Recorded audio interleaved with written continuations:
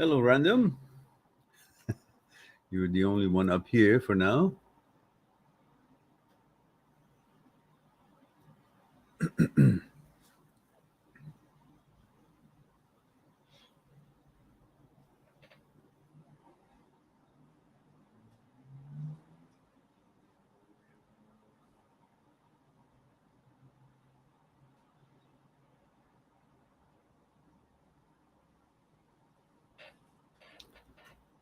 Hello, George and Subham. Can you guys hear me okay? Is the voice quality all right? Sometimes this microphone, it's a great microphone, but somehow the connection in the middle of discussions goes out of whack. So let me know if you can't hear me well. Then I switch to the computer's sound system rather than the microphone. And we have a Libra. Is that the first time? Is that Val? Is it? Is it Val? And guys, remember, guys and girls, remember that we need everyone to be observing the protocol, which is age, gender, and which city or country you're watching the program. So I'll have an idea, your age, your gender, how to address you, how to tailor make the response, and a little cultural background by knowing which country you come from can help me out. And we have Ash here. Hello, Ash.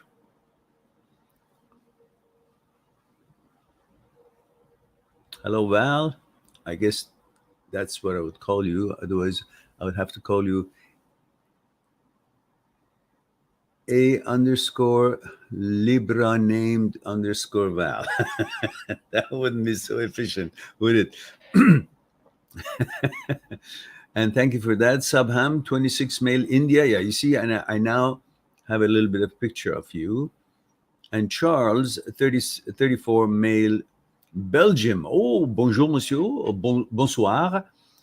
Comment ça va aujourd'hui? And we have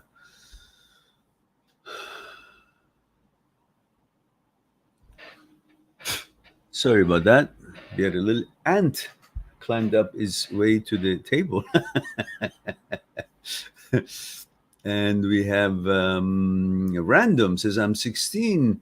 I'm a boy and I'm from Pakistan. Says, but I'm about to move to Canada in a month. Oh, okay. Welcome. Wonderful. And Emmanuel says, male 28, Boston. Thank you for that. George, 44, male, USA. George, last I checked, USA was a big place. So,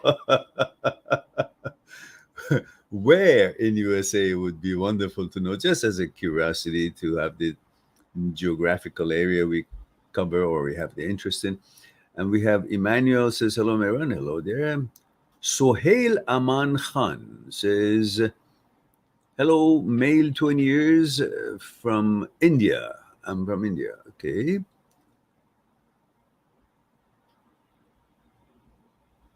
And he says, I feel some type of pain in my mind. In your mind? You don't have pain in your mind. You mean brain, do you? Head? Well, I'm not a doctor. You got to be talking to your doctor, check for anything that they would help you to figure out if there is anything. Could be tension or, anxiety or whatever it is, but talk to your doctor about these sort of things because, as you all know, I'm not a doctor. I don't have any medical credentials and don't claim to have one.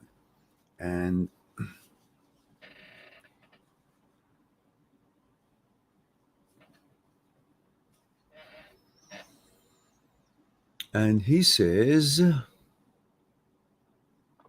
this pain gives me peaceful disturbance. Peaceful disturbance. Do you mean you like the pain? Or you mean it's disturbing your peace? So, either way, I suggest you to check with your doctor to make sure that everything okay. It could be, I don't know, I'm not a doctor, it could be a dehydration, hot weather, or tension, or you worry about something, or whatever it is worth a visit with the doctor to find out, to make sure it's nothing serious. Aman says, hello, sir. Hello, Aman. Emmanuel says, I have a heavy one to buckle up. You have a heavy one to buckle up? Heavy one what? What's going on? Aman says, from India, 35 years old. Thank you for that. George says, 44 USA, I believe, from Virginia. Oh, okay. Welcome.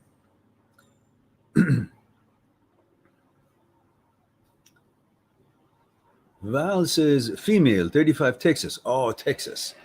I love southern girls. So warm, so wholesome, so, I don't know, women. God bless you all. Random says, hi, Meran. Why is it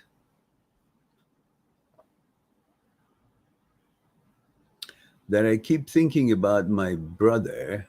Random, let me see. Did you say your credentials? Oh, 16. A boy. Okay. Random says, why is it that I keep thinking about my brother and keep noticing him? Well, because he exists. You're designed to notice everything. He says, it makes me feel weird and I want to stop thinking about him. No, why should you stop thinking? Let the thoughts do what they're supposed to do. Brain is designed to make thoughts. Brain is designed to analyze, dissect, do all kind of things. But it's not your responsibility. That's the brain's work. It's designed to conjure up things. You look at a tree, you can think of all kind of things. It's not a tree you're looking. You can think about, oh, those leaves are green, or how high they are in the air, or how tall is a tree, or the tree is made from wood, or houses are made from trees, and you can go, or you can go all to all these things that the brain have been exposed to through information on mediums, books, publications, TV, internet, and knows about trees and what they associate with, and it could come up with all kind of things that you had no idea that, and you had no interest, but you just wanted to look at this tree, or you just noticed the tree, your eyesight connected with something that was there and you noticed it. But the brain goes beyond that, starts making all kind of things that you have no interest in. But that's its job. That's what the brain does. And you're not supposed to question or be interested in it or find out why such thoughts showed up. It's not your business. It's not your doing. You're not the brain. You're not the thoughts. The problem is that you think whatever shows up in your head is you, and you're responsible for it. It reflects on you, or it says something about you, has a message. No.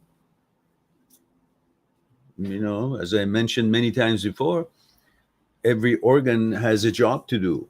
Your intestine, one day you get up, you have diarrhea. What does that mean? Nothing. It's a malfunction. So you do something to fix it up, or whatever it is that you got to do. The brain also malfunctions or behaves in such a way that you have not sanctioned it, you have no interest in it, and you didn't ask it to do. But it's doing its thing because it thinks its job is to make thoughts, all kinds of possibilities that could ever exist, that it has come to know about, that exist in the world. So it just goes on these tangents. But your job is not that you're responsible for what the brain makes. Your job is to decide which you act on, which you don't act on, which you die by the wayside, fall by the wayside and ignore, or which thought is of any use. But you're not supposed to be bothered by, oh, I gotta stop thoughts. It came to my mind. Oh, a thought of killing my father came to my brain. So that means something. No, it means nothing. It means that's what the brain does. But you are the boss. Everything is safe because you are in charge. You don't act on the suggestion that the brain says, "Oh, you're gonna kill your father." So that's a very bad thought. That's all you say, and you move on, ignore it, because you're in command. Brain by itself and thought by itself cannot ever amount to anything in actual world, in the actuality. It's just an illusion. It's just a thought. Has no power whatsoever. But you're scared of it because you think brain is you. No, you're not the brain, and brain is not you. Hmm? You're the awareness of what the brain does. You're the intellect that decides what thoughts are useful, what are nonsense. And whatever is not of interest to you is nonsense. That's all. Your choice. You live by your vetoes and choices, not by the what the brain's thoughts are conjured up, or what images to show up, or what suggestions or thoughts appear in your head. All right.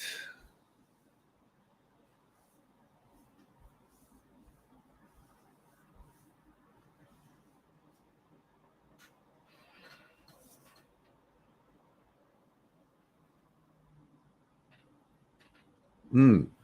What you're writing, Emmanuel, says, can science explain ki? The ki is spelled not QI, spelled KI.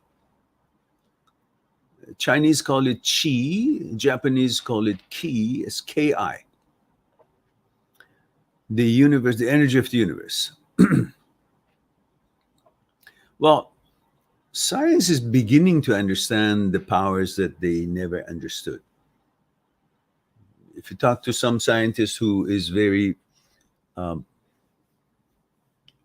conformed to what is understood by science, may not understand the power of mind and power of ki and the energy that flows through the universe. But many scientists have now understood its power, what it does, and its connection. Every one of us is made out of energy of the universe, ki. And Toei Sensei, founder of Shinshin Toitsu Aikido, which he was one of the students, chief instructor of the Aikikai, who was founded by O Sensei, Ueshiba Sensei. And the founder of Aikido, Ueshiba Sensei, um, I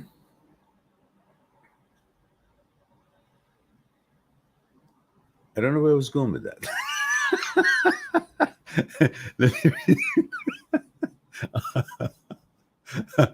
Yeah, there it is.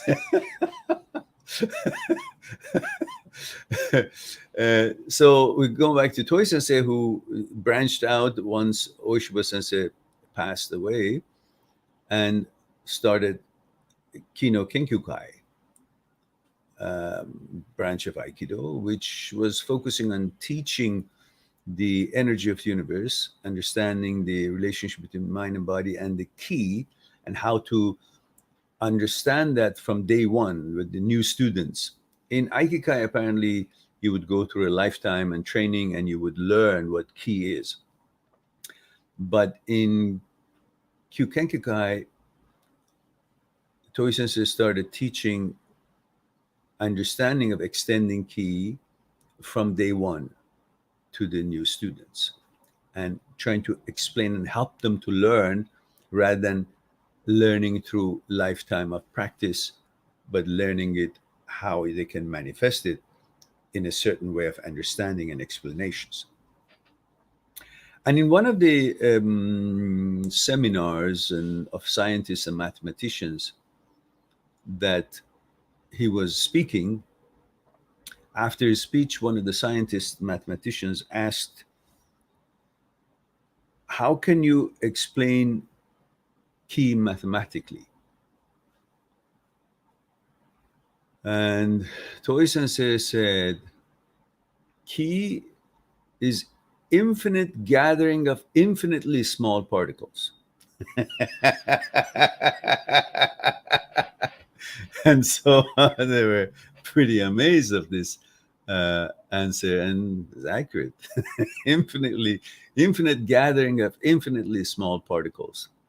It's key. It's never ending, constantly decreasing, smaller and smaller, and that's how how it's integrated in everything that exists in this universe, because it's infinite gathering of infinitely small particles. So that's a scientific explanation of ki, according to founder of Shishinto Itsu Aikido, Toei Sensei. May he rest in peace. I think he has left us as well.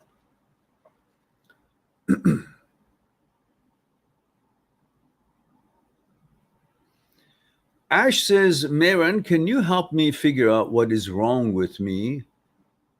Well, if I can figure out, first let me figure out what's wrong with me, and then maybe I can help you, because how, how can only you can find what's wrong with you, and pretty much there's nothing wrong with you. That's the problem. We're all thinking there's something wrong with us. Why is this? No matter how much I clean these glasses, I still have a little bit of a thingy in here. One moment, please. I'll be right back after station identification. There it is. Wunderbar. Ha. All right. So Ash says, I'm not sure what is going on. I'm noticing I'm avoiding things more often lately. Not communicating well with the girlfriend, wit and humor. You don't have to be funny all the time. In fact, that means you are doing well, because if you're always being funny, you're not being yourself. You're trying to represent yourself through a certain image, which you're building every moment by constantly being funny for no reason. We all like to be funny, but if you constantly do that, you lose sight of actually what your actual feeling is about something that you do. So it's being funny is great, but in a balanced amount. So what you're doing, I think, it's actually becoming more comfortable with yourself. I mean, it's my summation, not knowing much.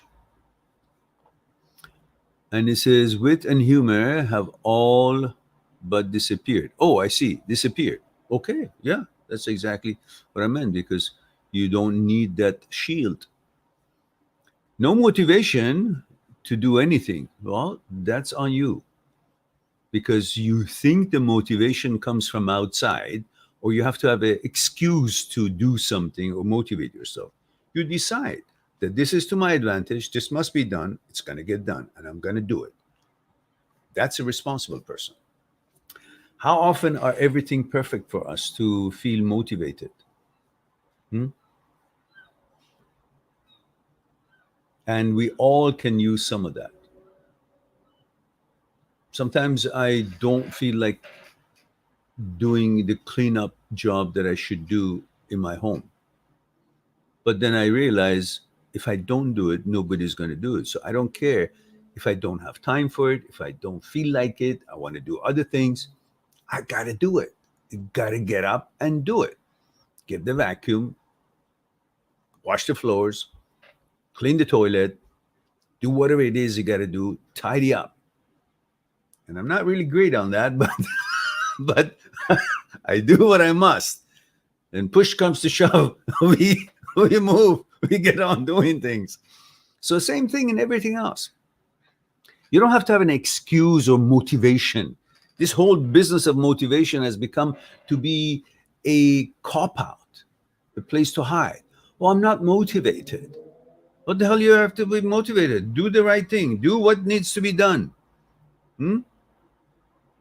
When things really push, you got to do the right thing. When you feel like you got to go to the bathroom, you don't say, well, I'm not motivated to get up and go to the bathroom. Well, you don't. You're going to shit all over the place. So in your pants. So you do the right thing because you know the consequences are going to be worse than the effort that you need to actually do the right thing before a consequence happens. Hmm?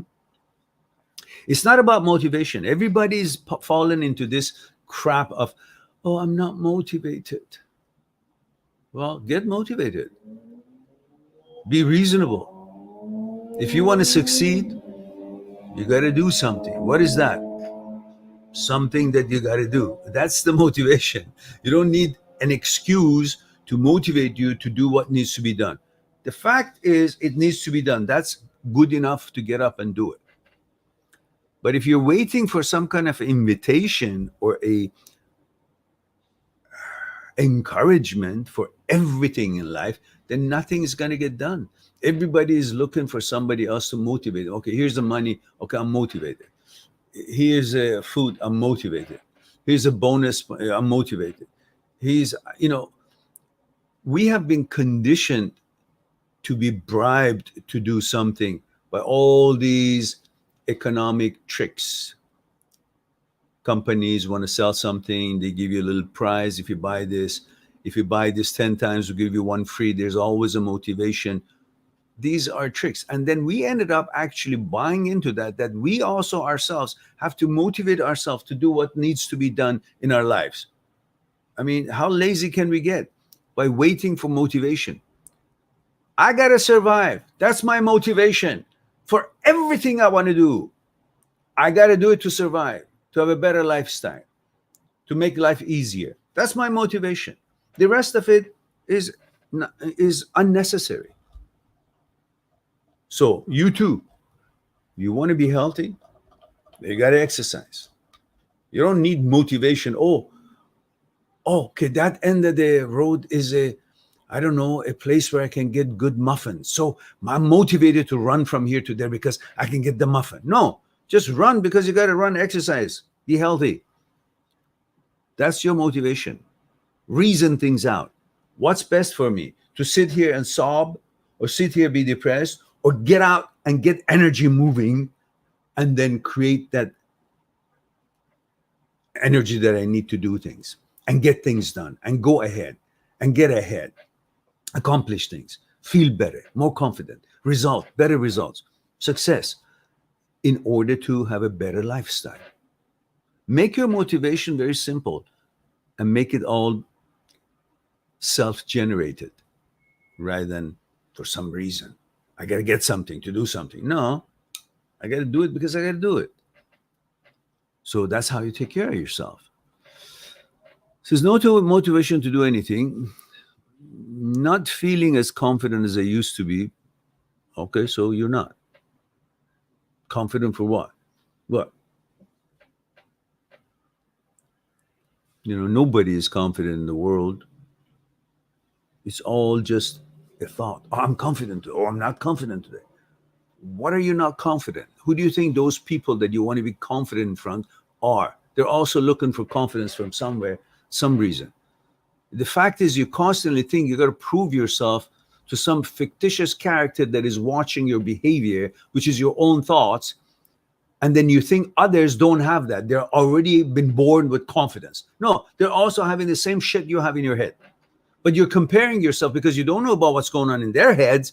You think there's something wrong with you, but there's nothing wrong with them. Look at them. They're all dressed up and they're exactly what they should be. I wish I was like that. No, they're all full of shit in their heads as well.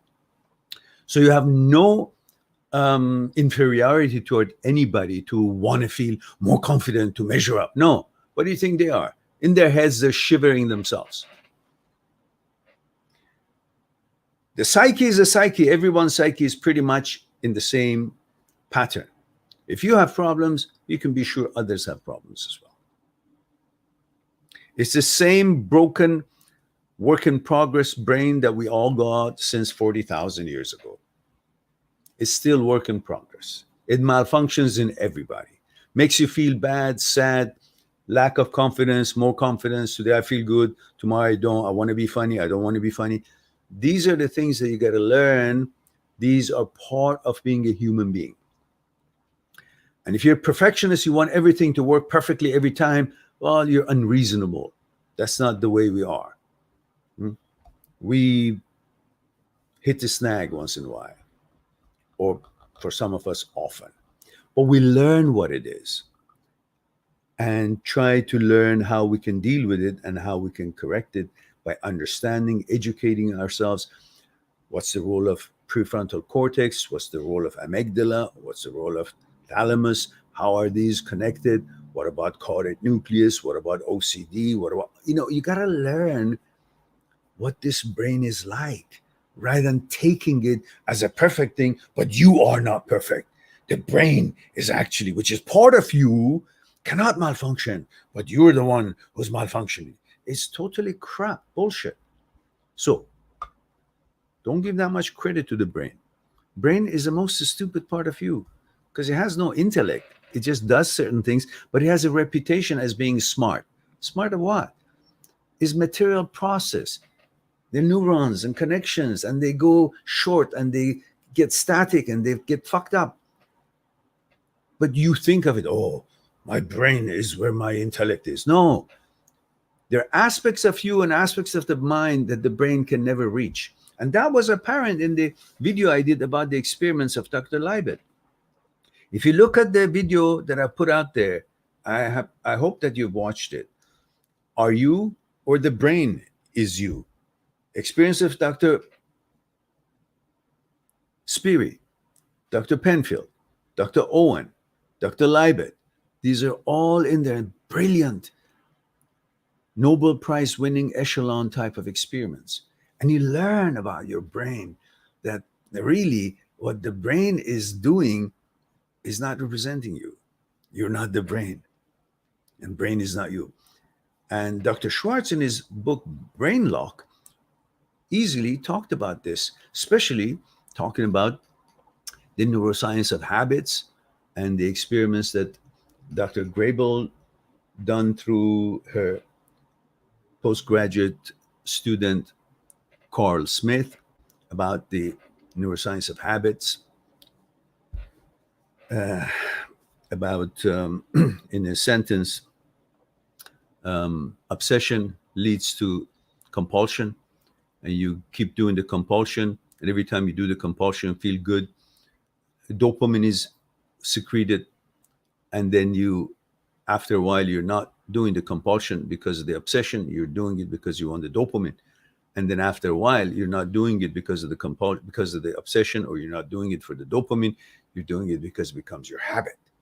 So that's how it leads, OCD leads to habit, and that's when it becomes more difficult to get rid of. That's why you got to understand these things should not affect you in life and should not paralyze you and should not allow it to paralyze you, and still get up and go do what needs to be done in order to keep the energy generated and moving. And once you're moving, things change. Things do not change when you don't move. You got to move. Keep your responsibilities ahead of your problems. Do what you need to do.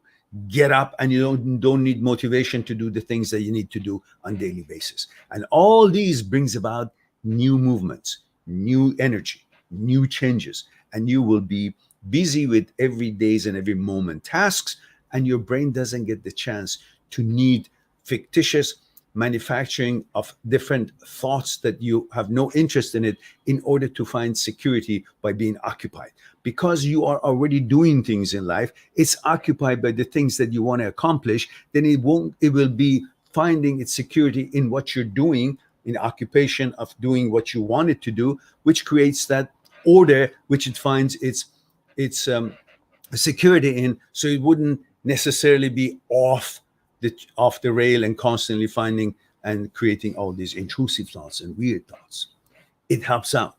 So be in the moment, be active, and make efforts to accomplish things you want to accomplish. Don't look for motivation to do those things. Keep doing what needs to be done. Be responsible to it. That will help to bring new generation of energy and keeps your brain in line without deviating too much here and there. It helps.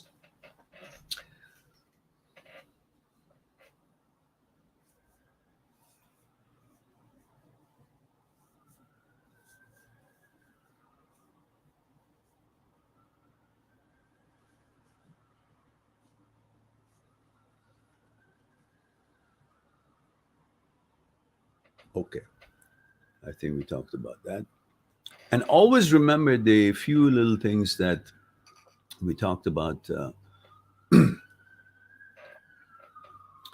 One of the neuroscientists of the day that has been suggesting when you want to get yourself out of the anxiety and depression, and you need a little jolt to get you out of the rot that you're constantly in the vortex that you're going on and on. Do a double breath.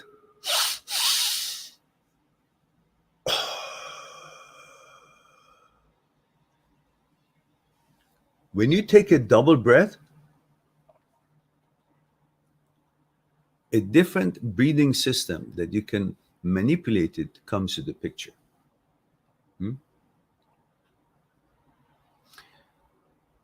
Pre-Butzinger complex is the normal breathing system that you have, normal breathing up and down, involuntarily, constant, yeah?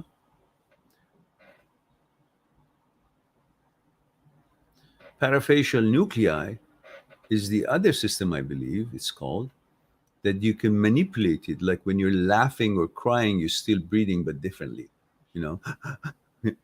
You can manipulate, it's other than, and the same thing this here, when you do a double breathe, you're manipulating it in a certain way.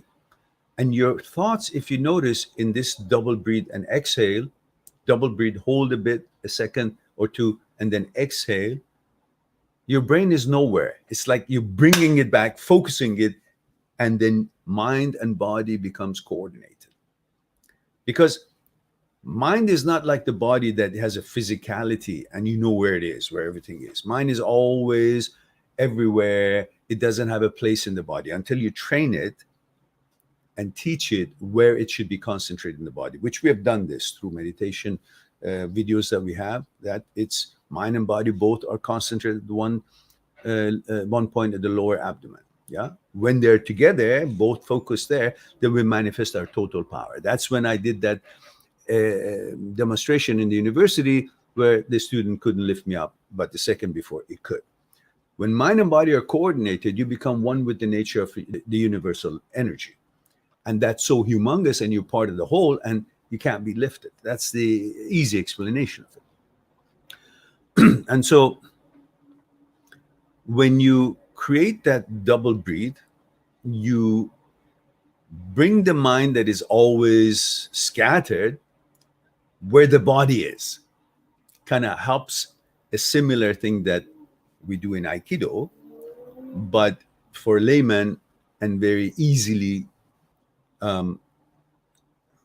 collects the brain, collects the thoughts, collects the activities of the brain to bring it to this vicinity rather than being all over the place. So it's separated from the body. So when you do the double breath, other than the fact that it does all kind of things to get you out of the rot of depression or anxiety, brings you into the moment, and at the same time aligns the mind and body together. And that's when you become balanced and normal, and fully focused, not distracted, no longer distracted. And it's a mindful exercise at the same time, which produces GABA neurotransmitters, which helps with the management of anxiety and depression, and at the same time helps with the management of intrusive thoughts. So all these mindful exercises are very important, and you can do this particular one in a very quick burst. Whenever you feel anxious or you feel not focused, do a double breath.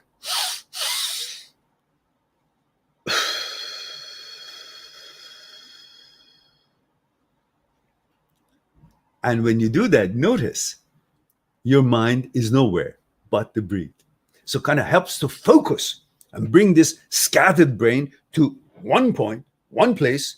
And of course, if you want to go further, stronger, then that thought and the center of gravity of the body, which is 1 point lower the abdomen. If you bring your thoughts at the same place, then you can do what I did in that demonstration at university. You will have an unliftable body. Defies the law of gravity, against all scientific laws, the law of science on this earth. Amazing things, amazing powers that we have. but we gotta train it and use it, other than just know about it and do nothing about it. All right.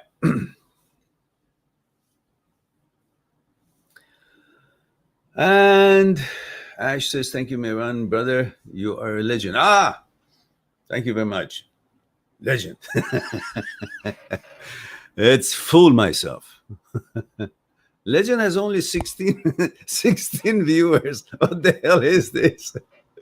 I don't get it, really, honestly. Nobody knows that we are here. Like in this whole sea of YouTube, there's like 16 people can find us. There's something wrong, man. All right.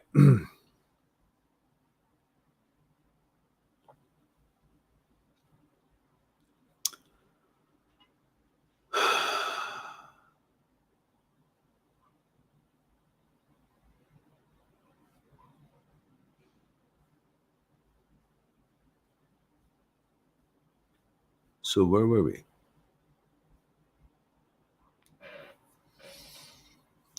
Subham says, "Hi there." Subham, every time you guys put a message, put that protocol, like age, gender, and where you're tuning in from. Three things, like, I don't know, 21, M or F, or whatever, however you signify your gender, and then where you're tuning from, city. So that gives him a picture where you are, who you are, how old you are. Sabham says, "Hi there.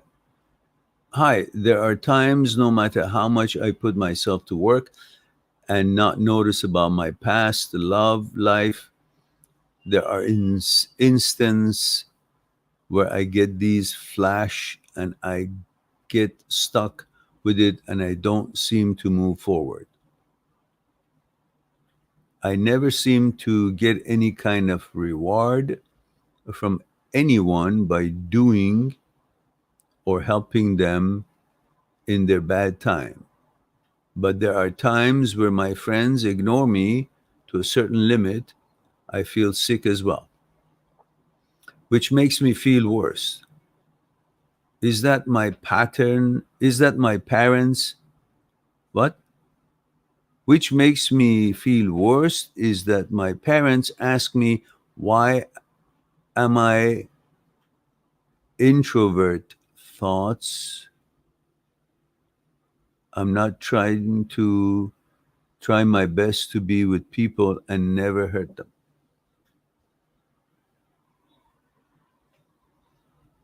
Well, you one of the challenges you have is that every time you do something for a friend, in your mind you're doing it because then someday they're going to do something good for you, like you expect something. I suggest to you from now on, whatever you want to do for any friend, do it for nothing, or don't do it. Do it with no expectations. Don't open an account. I'm doing this, so I expect him to do something or her to do something for me later. That's not on you. Maybe they will, maybe they won't. That's their character. That's on them. It's not your fault that they're not helping you. It means they're not of good quality as you are. But if you have a good quality and you want to help people, then help people for nothing. Not to expect something. I'm doing this, but remember, now you owe me one. Listen, if you go with your friend somewhere and you want to buy a sandwich and you say, no, no, no, I pay. And he says, no, no, no, I pay. He says, no, no, you might guess, I pay. Are you doing it so next time he will pay? Or you're doing it because you want to pay? If you open an account and counting, oh, I did this now, next time I go, he has to pay. If he doesn't, well, that means no. Don't do it if that's the way you want to think about it. Don't invite him to a sandwich because you expect to get that sandwich back. What kind of fucking invitation is that? You're loaning him then. Same thing, when you do something nice for someone, if they're bad times, you help them because you can help them. You shouldn't be doing it because, oh, someday I could need it and let me do this. So that's like business. So, and then you wouldn't be sad if they don't do it. And you wouldn't be upset. You wouldn't think that you've been victimized. You haven't been getting justice. Because nobody told you to do anything good for anybody. You decided, so you did it from the goodness of your heart. Stay with it. Don't ruin it. And if they don't, you don't see that they care when you are not feeling good, then that means they're not really that good of a human being to remember to help others as well. Hmm? But don't expect anything. When you bring your expectation down, you will live a healthier life. When you have expectations from people to measure up to your standards, and most people won't, then you become full of disappointment and anger. So, solve that in yourself. Create a bigger ocean in you that you can engulf many things that are not pleasant, and it will be disappeared when you put it in the ocean of you, so deep and so big that anything that is bothering you can be placed in there and it will vanish, because this ocean is so big and humongous, large, powerful, and deep. Anything that bothers you, throw it in the ocean at the lower point of your tummy, abdomen. That's where the one point is. That's where you connect with the universe. The universe is so big that everything is in it and doesn't budge it, doesn't make it change its character. So your character is solid and powerful. It doesn't matter who helps you, who doesn't. You will do what you think is right. And any behavior that bothers you, any topic that bothers you, you have your friend, you have your universe, you have the nature, and it's all in the ocean of your one point. Lower abdomen. Anything bothers you, just place it in there and let it be engulfed, disappear. All right. Gigi says, Gigi, where is your credentials? Age, gender, where are you tuning in from? Says, does OCD come back again? If yes, then why? Because OCD is a malfunction of the brain, and brain can malfunction anytime. It's like saying, does diarrhea come back, or it will go, it will never? Yeah, it can come back.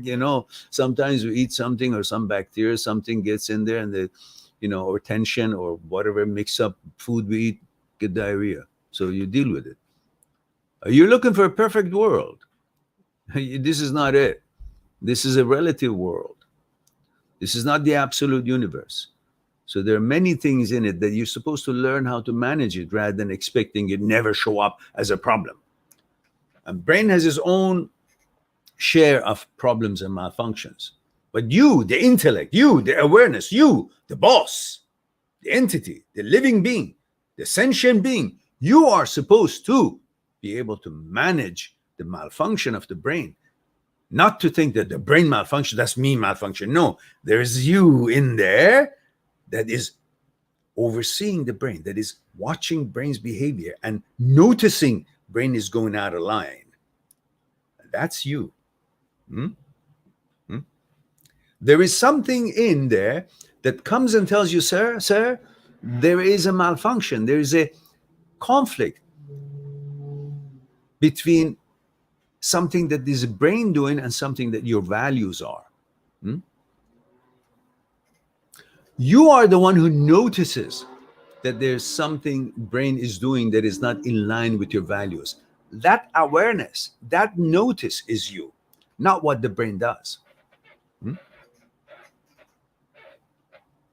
So brain is an apparatus that you use it to do things with it, calculate something, figure out something, produce something, accomplish something, learn something. But the brain itself also uses its own apparatus to create thoughts, because that's its job. And there is an awareness that runs to you, says, sir, there's such a thought appeared. And you say, oh, I don't like that thought. Who is that says, I don't like that thought? If you were the brain, when the brain makes a thought, then there would be no suggestion or opinion about it. You would just be what the brain thought. You would not notice there is a conflict. There is a difference between your value and what the brain suggests. That's why you're not the brain, because you notice things that are not in line with your values. Contradiction. You notice the contradictions. If there was no you and you were the brain, you would never notice or be aware of any contradiction. But when you become contradiction about what the brain is suggesting or doing, which is not in line with your values, that tells you very simply that you're not the brain. Brain is not you. You're beyond the brain, because you're the one who notices and becomes aware of the malfunction of the brain, which is contrary to your values and to your interest. That's why you question it. What is this? What is this thought? Why did it show up? I have to find out. No, you don't have to find out. You just have to know that this is a malfunction of the brain. It's got nothing to do with you. Don't mix it up. What brain suggests is not you. But you become notified that it suggested that, sir. You're the teacher. You're the master. That's why the awareness comes to you. And then you see what the faculties are doing. Just like when the intestine has diarrhea, you become whoa, that's diarrhea. That's not good. I got to do something about it. You recognize the malfunction. Same thing. Report is being made to you by what the brain has spit out about whatever topic that is not to your liking or in line with your values, and you become aware of it. Because you became aware of it and you object to it and you don't find it balanced for you, that means that has nothing to do with you. It's the brain's doing. It's not yours. It cannot be identifying you by what the brain suggests. But most of you think that what the brain suggests, oh, I got to interpret it. That's something about me. No, it's something about the brain's malfunction. And most of the time, you got to ignore things and go about your business. You focus on what your values suggest. You live your life by your veto powers and choices. You live your life by the power of your vetoes and choices, not by suggestions, ideas, images, or thoughts made by brain. All right.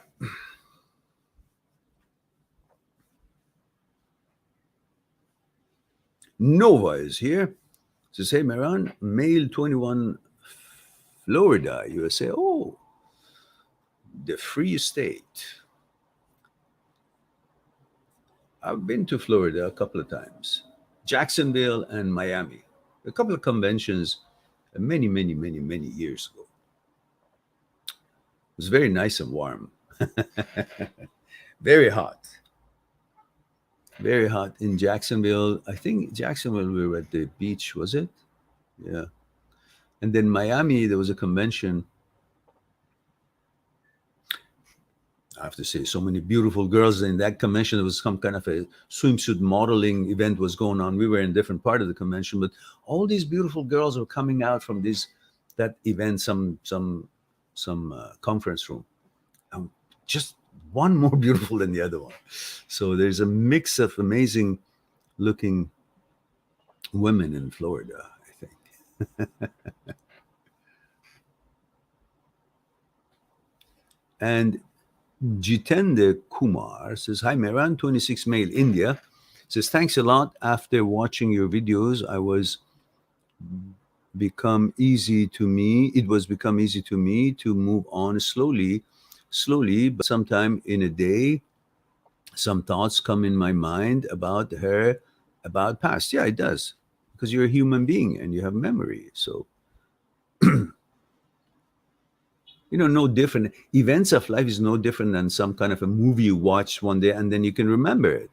But just because you remember it doesn't mean you got to be concerned about it. It was a movie, something happened, it doesn't exist. It was a movie, it's dead, it's not real. Same thing, what you did in the past about your girlfriend, your relationship, whatever it was, it doesn't exist right now. So the memory of it, you can think of it, but there is no reality to it. So it's just an imprint, an echo, a recording, but it can't bother you and nothing exists about it. So don't get into your memory, stay in there, because all you're doing, you're just trying to fix something that doesn't even exist. If it doesn't exist, why do you want to fix it? Because it's already fixed. When it doesn't exist, it's not a problem anymore. So whenever you get stuck in there, just say, well, what am I spending time in a no man's land where there nothing exists in the memory? I just come out and be with the life itself, where it's happening in the now, in the moment, the present moment. Effort is life. Effort is now.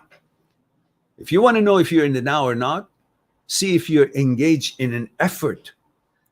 If there's something you can do to change something, that's the now. Because if it's not now, you cannot change or modify anything. Past or future doesn't exist. So it's only when you can make an effort. That's the representation of the moment, present moment, the actuality, the existence, the now. So focus on your efforts. Effort means now. All right.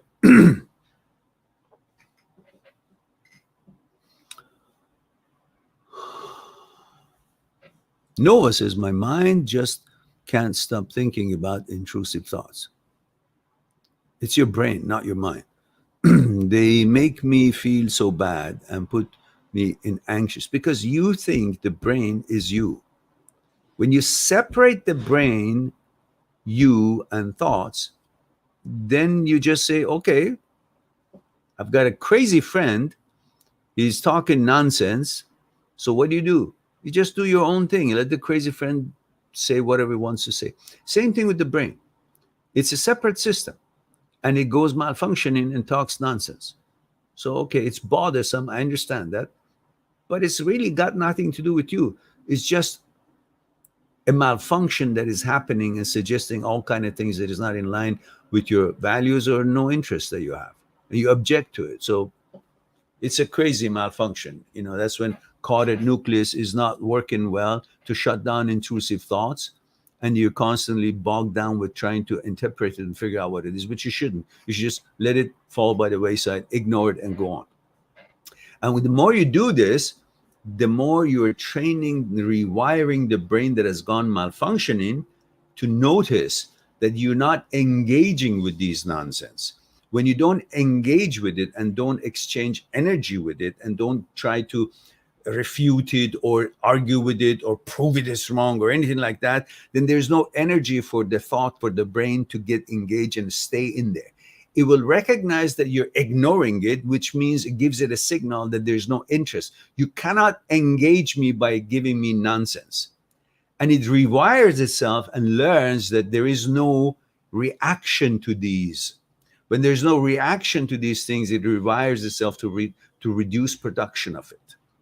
And as it reduces, because you constantly behave the same way, ignoring it and moving about your own business, paying attention to what needs your attention at that given moment in time, then through neuroplasticity, the neurons rewire and reprogram themselves. And the brain starts making these less and less intrusive thoughts and eventually stops. And if it ever comes back again, you know what they are, you know what to do, you ignore them. Give them the silence treatment rather than engaging to what it is. Why did you come up with this? Oh, this, no, because of this and this, that's not true. None of that. Just if you don't talk to someone who's crazy all the time, when you're passing by your road or in the bus or wherever, they see there is no engagement, they stop talking to you. They talk somewhere else or they just shut up. And that's how you rewire your brain. Ignore it. Silence treatment. Focus on what needs your focus on that time of day. And you continue on and on forever, if it needs be, in order to replace the program, the malfunction that the brain has fallen into it. And before you know it, it rewires the brain, retrains the brain. One of the most important missions of your life is to retrain the brain. In other words, train the brain. The problem is most of us think that the brain has been given to us trained.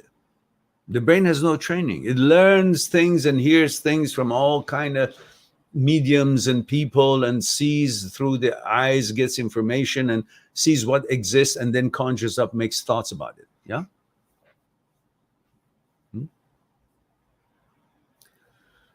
So what you need to do is simply understand that you got to train your brain. The brain didn't come to you trained. And when it's wrongly trained or is going on a malfunction, you rewire it, you retrain it. Hmm? Do not think that the brain is you, or that the brain is already trained, given to you. No, you got to train it according to your values, and you ignore what it says, which is not in line with your values, as many times as possible, million times, I don't care. He will learn. He will learn that his master doesn't like these. If it's stupid enough, if coded nucleus is not doing its job, automatic shutdown of intrusive thoughts that are not in line with your values, you, by your behavior of ignoring these suggestions, you rewire your brain. You teach the brain. The brain will eventually learn to do as you command it, as you have trained it. You got to train the brain. You can't just order it. You got to train it to make it to be a habit of behavior in a certain way. It's a mechanical process. It's a material process. It doesn't have an intellect. It just does certain things. And if you keep ignoring what it produces, it's like a market. They keep making a product, nobody buys it, they stop making it. You keep buying it, they make it more. You get engaged with the thoughts of the brain, it creates more nonsense. You ignore it, it says, oh, there's no market for it. Stops making it. And if it shows up, you know what it is. You behave it the same way, again, it gets corrected. Brain is a work in progress. It needs to be corrected all the time sometimes, especially if our brains are overactive. And I have one of those. Oh my goodness. I had all kinds of OCDs that you have no idea. Not knowing what I know today, but I thought I got to reprogram this. Yeah. So with not knowing, I reprogram it through a hard way, you know, just try to learn what this movement does to me, what that movement does to me. Did I move my knee wrongly? Oh, did I hurt myself? So I went through methodical reprogramming because I didn't know better. That was many years ago. But I succeeded in actually rewiring the brain to understand that my attention to these things are nonsense. Hmm? And I should not worry about what is natural for the body to function, as how you do things, walk, do not, stuff like that. And then also it comes from lots of insecurities of loving your life, and you want to secure your life. You're loving everything about life and the things that you have, your parents, your life, and all that, and you become worried about losing everything that you love, everything that you have. There's a fear of losing it. And that is the basis and the roots of OCD. You want to protect everything that you love. You want to hold it wholesome. And that fear of losing what you love causes you to start dealing with some fictitious powers because you have no power. You want that certainty and you want that psychological security. So you create certain behaviors to bring that fictitious balance in your head, convince you that, oh, everything's okay now. So you touch the light switch 50 million times, check the oven 5 million times, lock the door 10 times. All these weird things. You go over this, the seams of the blocks of stone on the street, all four corners, all kind of weird things. And then it moves into many other different kind of OCDs. Yeah. Intrusive thoughts and all that, all the same roots. It's just a malfunction of the brain. Your awareness of it, though, helps you to be free from it and understand that this is a malfunction of the brain. There's not wrong with you. By the way, can you guys still hear me okay? Is the microphone working okay? Nobody said anything. Is it? Just tell me if you guys can hear me okay.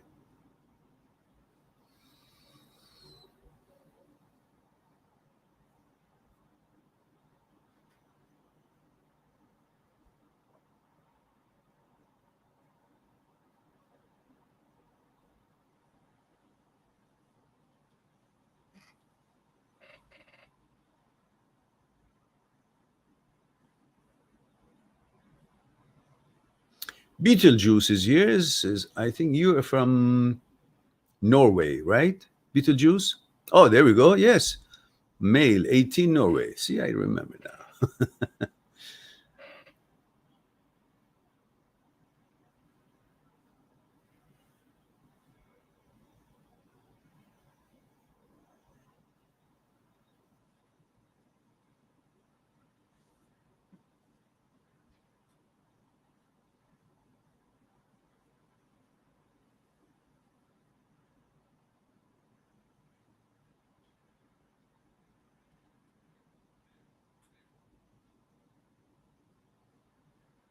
Yeah, because that kind of a OCD Beetlejuice is hitting your identity. You're more sensitive about that, so you rise up to defend. So you think it's like somebody saying something bad about your mother. Hmm? You will pay more attention to that and try to refute it and become more upset and disrespected, and you react harshly than if they just call you something or say, like, I don't know, your briefcase looks like shit. You can ignore that. But when something is very important to you, try to be more of a ferocious defender and protector of that.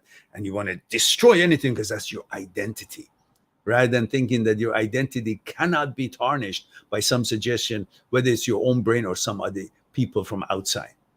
That is your identity. It doesn't change. You may want to defend it because it's so important to you, but it cannot change by suggestion of the brain or by suggestion of other people calling you some kind of a thing that is not in line with your values or lifestyle. Hmm? But you're sensitive about it, and rightfully so. That's what you are. And that exactly is why you are never what the brain is suggesting. Why? Because you can see the contradiction. When you see the contradiction, and you question it, and you go to you notice this contradiction between what the brain is suggesting or saying or images and your values, that brings about an awareness. That simply means that you're not it, because otherwise you wouldn't even notice it. You wouldn't even care. You wouldn't even question it. Until you train yourself to the point that you won't question it anymore because you don't care. You don't pay attention to it. But now you care because you want to defend it. Yeah. It's two different things. So train yourself to just simply say suggestions that does not change me. So I don't have to fight with the suggestion. Suggestion has no physical appearance or physical existence. So therefore, I'm fighting with something that is non-existence. Therefore, I can never see the result of me winning it. Therefore, it's a continuous thing. Therefore, I should shun away from it, because a continuous non-existent thing is going to bore my life and is going to occupy my brain for nothing, because there's nothing there for me to fight. I'm fighting with shadows, thinking there's something there, and I can never see it's dead. It's not there. Why? Because it never existed to begin with. So I don't have anything physical to see my victory, and therefore I continue forever. Same thing with intrusive thoughts. It's non-existent. It's a suggestion. And you're trying to defeat, and you're looking for evidence that you've defeated it. And because you don't see that evidence, because it's non-existence, it doesn't exist, you'll continue on always, all the time, and you never get rid of it because it didn't even exist. You're trying to find and kill something that is not true, it doesn't exist, has no reality or actuality to it. But you're fighting with an idea, and you can't see that its nose is pulled to the ground and is dead. And because you can't see it, and you're accustomed to see your victory physically, and you can't see that physically, you continuously are in a fight. The best thing to recognize is fictitious, illusory, and leave it and move on. That is why you ignore. You ignore it and let it fall by the wayside and disappears when you ignore it. Just like somebody keeps saying something and you don't respond. Silence treatment, and you keep on going your path until you get so much distance you can't hear him, he can't see you, and he can't even say anything. And he sees you ignore it, then it shuts up. Because every time he says you ignore it, it shuts up. It's the best way. All right. Let's see.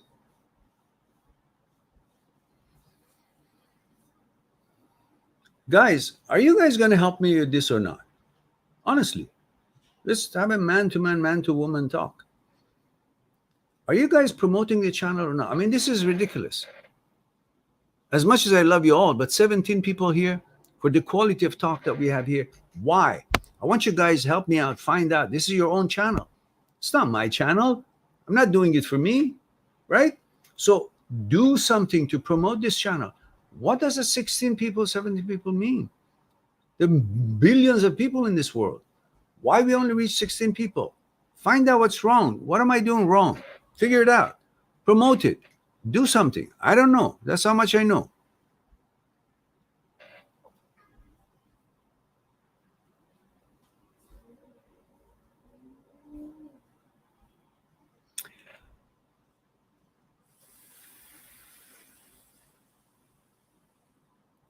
Loana says, why do intrusive thoughts even exist? It is an error of the creation. The brain is only 40,000 years old, and there are malfunctions in any electrical system, and brain is one of them. So it malfunctions. But you knowing about it, then it helps you to deal with it, because like anything else malfunctions. But I have explained why there is intrusive thoughts at all. In my video number 8 in the playlist, Intrusive Transient OCD, HOCD Negative Thoughts. In that playlist, video number 8 explains to you why intrusive thoughts are there at all. Hmm? And then recently, I had another video. I think I explained that in there as well. Let me see if I can find it.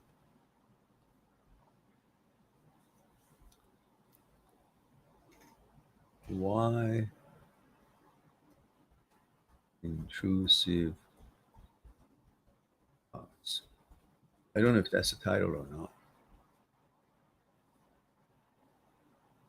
I have one that says, why intrusive thoughts feel so real. And there's few other ones, part 1, part 2, part 3. And says how to get rid of intrusive thoughts, why intrusive thoughts blinds your judgment, why is it beneficial to have OCD or HOCD, intrusive? Oh, okay. And then HOCD, why we feel inferior. Okay, that's another thing. Why thoughts can act. Okay, intrusive thoughts. So why we take intrusive thoughts so seriously. These are all there if you just put intrusive thoughts. But there is one that I just made recently. I do remember that was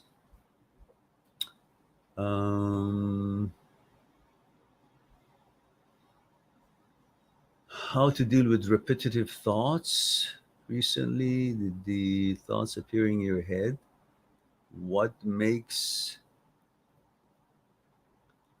you accept them? Okay.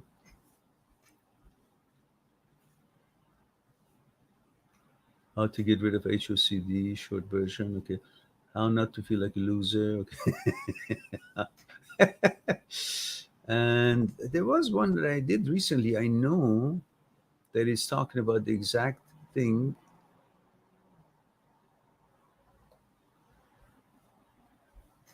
Okay, anyhow, you can search for it because I have that produced. But video number 8 is elaborate, which can help you.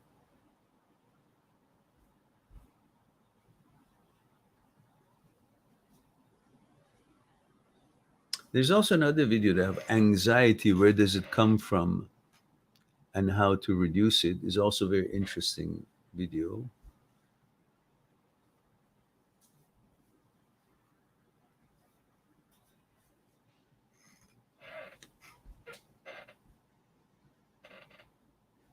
Okay. Negative thoughts on you.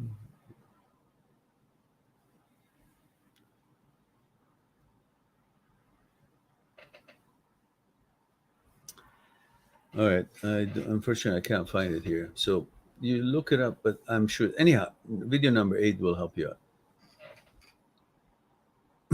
You're welcome, Luana. I just couldn't find it. I'm sorry, but go to that playlist and look at video number 8. That's elaborate discussion. And then video number 11 talks about where thoughts come from and the relationship between thoughts and consciousness, which is very helpful. And then video number 8. Of course, video number 7 is very interesting to show how powerful the brain is, why it has the power to make you believe things. That was also includes a 1 minute demonstration that I did in one of the seminars I had in one of the local universities. That was also very interesting. I'm sure you've seen that one.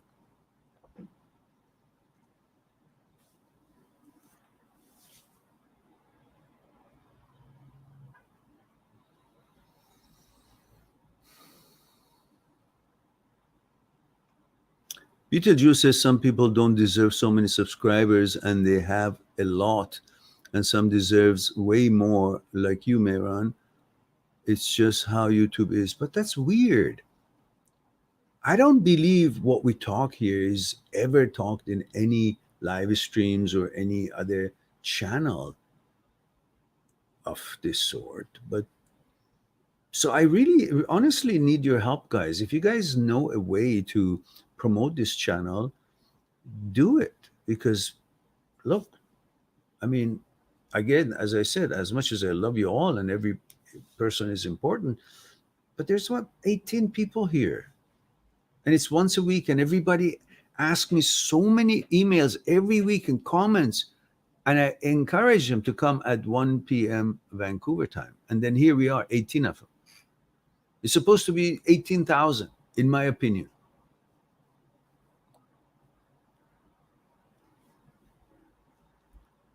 All right.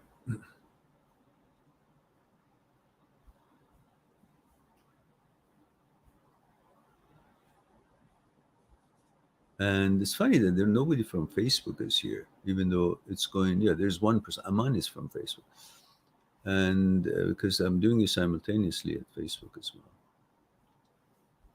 So we have Ritzy says, hi, my girl left me because of disrespect and lack of communication. She wanted the space and still chased, got to the point where she had to block me. And I still was trying to go around the block. Well, no wonder you got, she left you. I just want to get her back, but she hates me. I don't know what else to do. Listen, nobody likes to be hunted and nobody likes to be controlled. And you trying to show so much interest, and that always causes people lose interest in you. Look, if you're walking in the street and somebody comes to your face with a product and keeps putting in your face, please buy this, this is really good, this is really good. You just want to get away from it because it's too crowded. You don't even see the product, let alone buying it. Just want to get away from it. And this is what you did. You presented yourself so eagerly. Oh, please, be my girlfriend. No woman is ever want to be a girlfriend of someone who's so desperate that want her so much more than she wants him. Remember the old saying, I don't like to belong to a club that takes me as a member. I don't like to belong to a club that takes me as a member. You see? If you pay too much attention, interest to a woman that you like, anybody to anybody, she will say, why is he thinking that I'm God, that I'm so important when I myself don't think I'm that important? If I don't think I'm that important, but he thinks I'm so important, then that means he's not important. And if he's not important, I don't want him. That's the level of confidence most people have, man or woman. So you throw yourself at them because you really love them, or you want them, or you need them, or you, I don't know, whatever, you're infatuated with them. They will lose interest. Not because you're a bad person, because they don't have that much confidence in themselves to see that someone that they liked is now paying so much attention to them. Therefore, they don't have enough confidence in themselves. They say, oh, maybe I shouldn't like him because he likes me so much. I want somebody that doesn't like me so I can feel I'm really catching something important, because they don't pay attention to me. I want their attention. That's how they think. So you did it overly, and she got, claustrophobic, too close. Let her be. Let her come to you. You present yourself, and you be a gentleman, and you have qualities to show, and you did that. You got to know her. She got to know you. And if she's not interested, move on. Don't make a god out of her. What is she all about? What? What is it that you think she's done that she's so important? What has she accomplished? What? What has she accomplished in this world that makes her so amazingly valuable? Feeding the elderly, helping the children, protecting them. I've come up with the cure to common cold. What has she accomplished that is your God, that you need her? Be honest. She hasn't accomplished anything. You're programmed for procreation. You're programmed to like women. You're a heterosexual male, you love women. And you want intimacy. You want to get to know her. You want to kiss her. You want to hold her hand. You want to make love to her.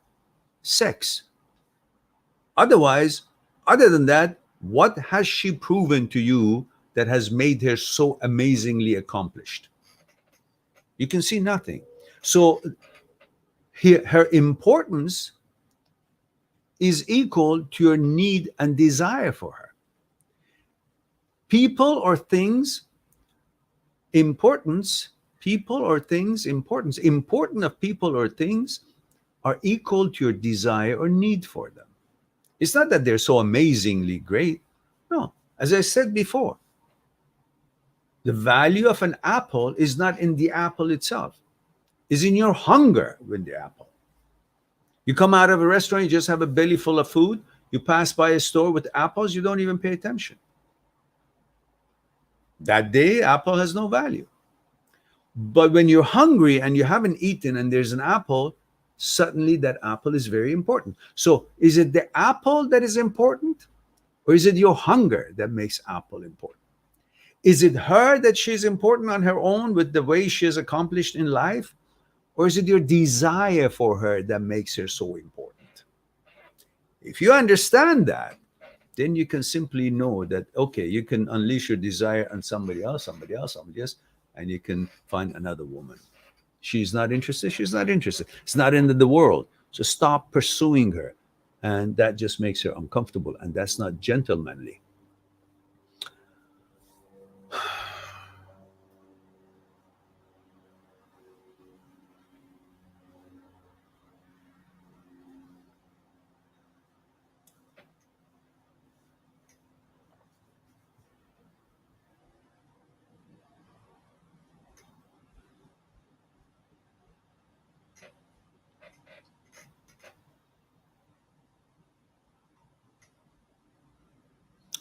And Ritzy, watch all the videos I have on this topic. Go on my channel and just click on search engine and put in what makes you, what you're feeling and your question. And there would be just a word, one word that describes how you feel, not two words or three words, just one word.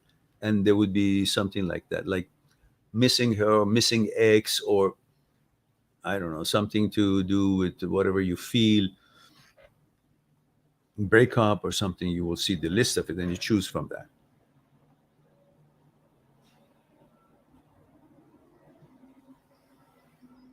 And Sid says, hello, General Mail 33 Estonia. Hello, Sid. Good to see you, dear. What's happening with you? Hope all is well. Let me know what decisions you made on those choices you were going to make. And he says, still confused about my decision about the two offers I have. Take the most convenient one. Take the most, write down all the convenience that this one offers and benefits, and all the convenience and this one offers and benefits, and look at the benefits. You'll see both have merits. So let go the benefits. Look at the convenience. Which is convenient overall? That's the one you take.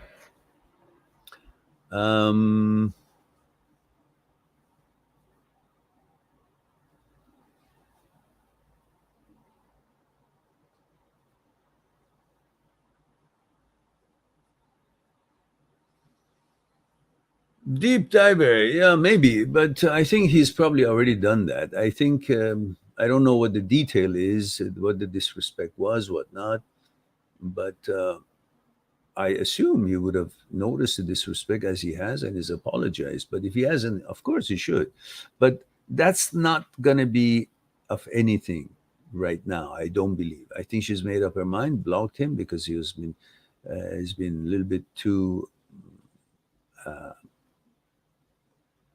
persistence and at the wrong time and made her uncomfortable, and so that's the result of it. So he should just maybe just communicate an apology if he hasn't, through some, I don't know, text or however he can, and then move on. Don't pursue her. Let her be. And Johanna Samuelson says, I, where's the damn video you promised me? I told you you were supposed to send me what it was because I'd forgotten what the hell it was.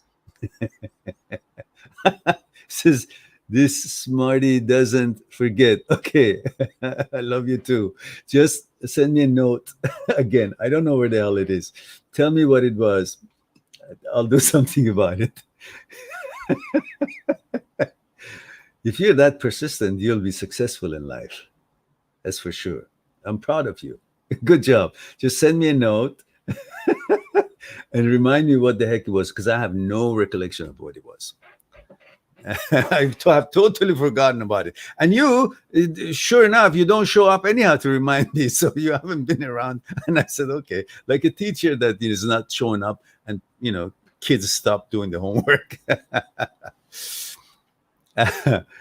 Ritzy says, I suspect her because she played me and I just couldn't let it go, and it made less confident. And I said, okay.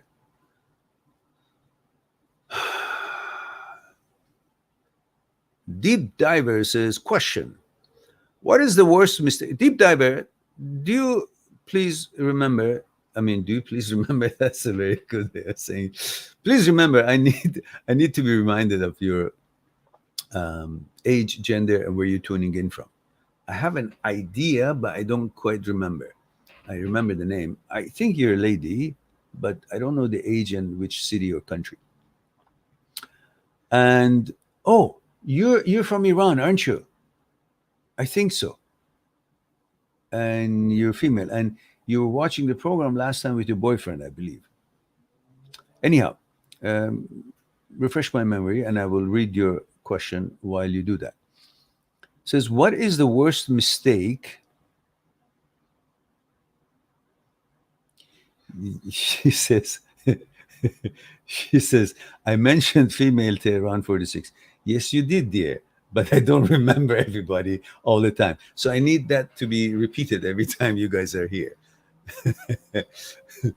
All right. She says, what is the worst mistake you had made in a relationship in your youth?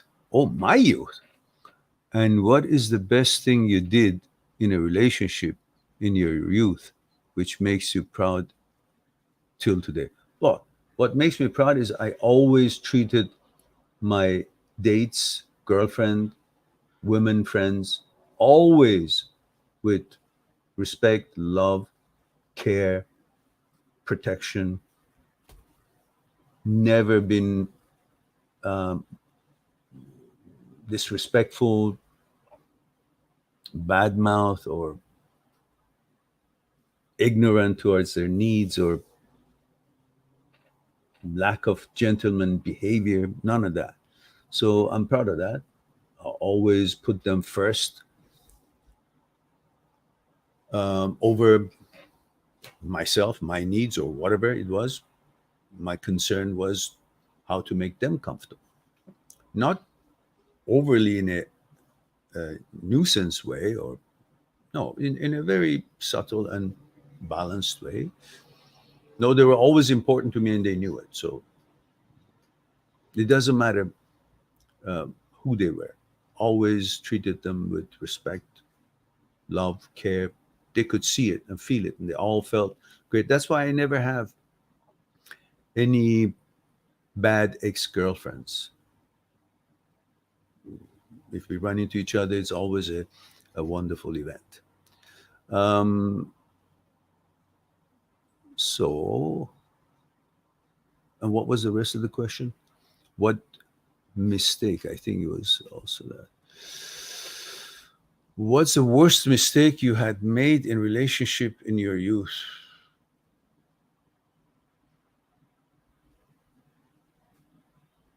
I can't think of anything because I, what could it be a mistake? I was always in love. I loved women, and I was always in love. I adored them. To me, I think the mistake I made was that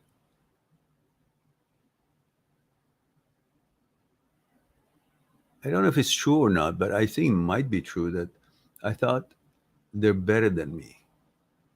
I mean, that's what young boys think about girls. That's why we want them because we think they're better than us, or is it's because we kind of programmed that way to cherish them.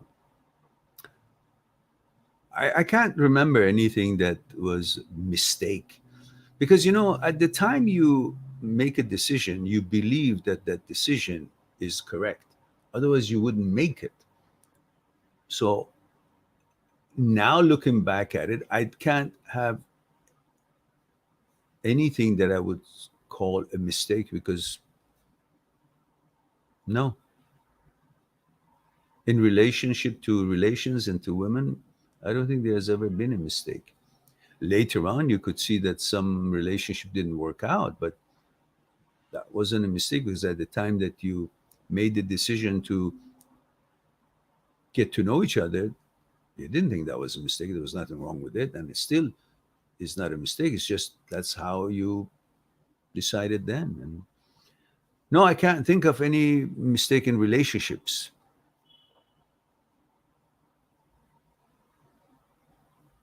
Yeah, maybe gotta go deep to find some mistake, but I can't. We're young. What do we know? To us right now, everything we did was a mistake, or not, or maybe today is a mistake. Being too analytical, maybe that's a mistake, and perhaps that was my mistake. Too analytical about,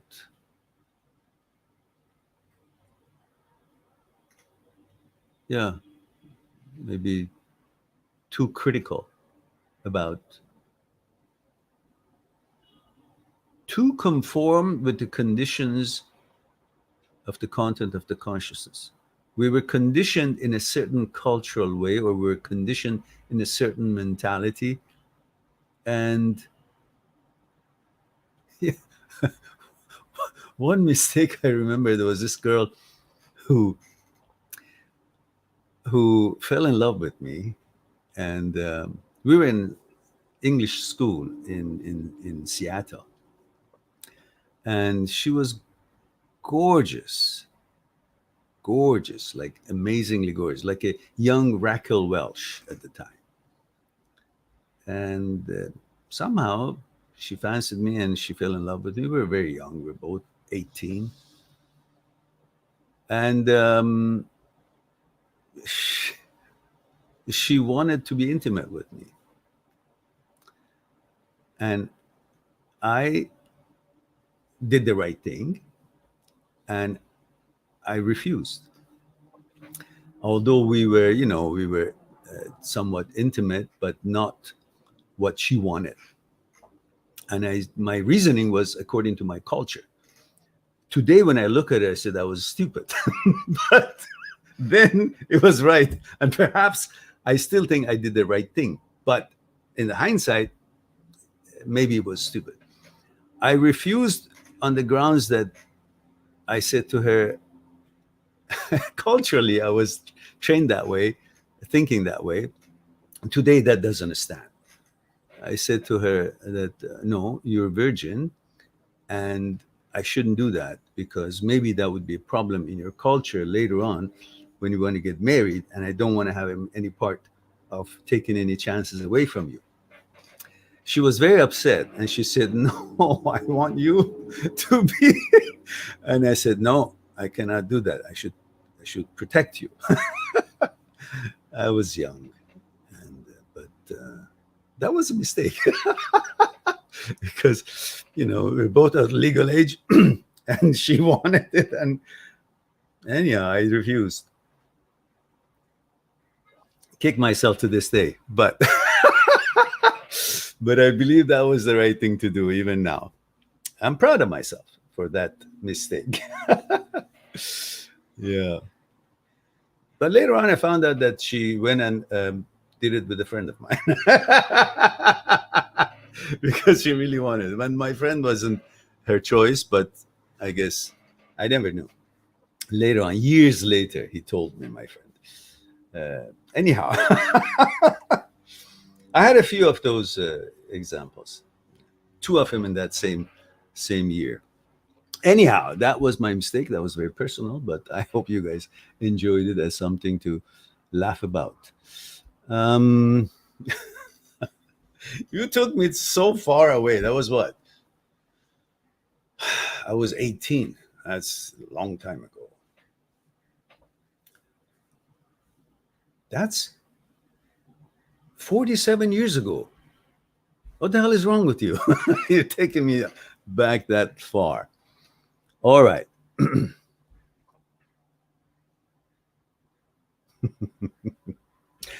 I'd forgotten about that for so long. All right. The guy next door says, I'm struggling with the ego. Who doesn't? It's a big problem. The woman I loved, he says, who cheated on me, got pregnant with another guy, and now she's engaged less than 6 months after I dumped her. How do I get rid of the negative thoughts? Disengage yourself from wanting to own the world.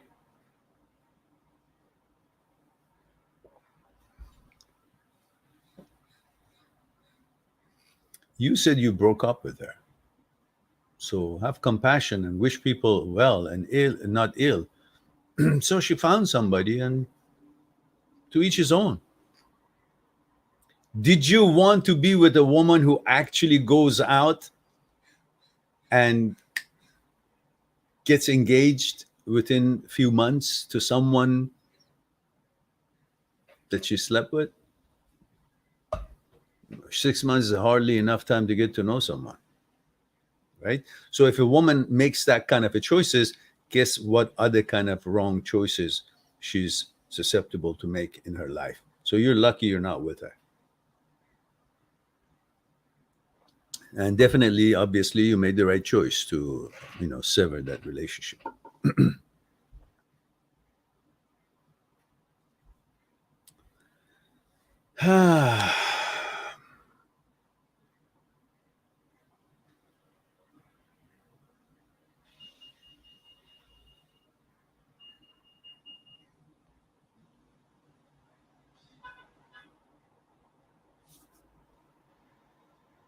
Ross is here.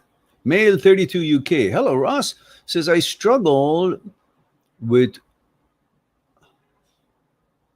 what? One it is? What is one it is? For the same girl. Are you kidding me, Ross? I'm going to get on the plane.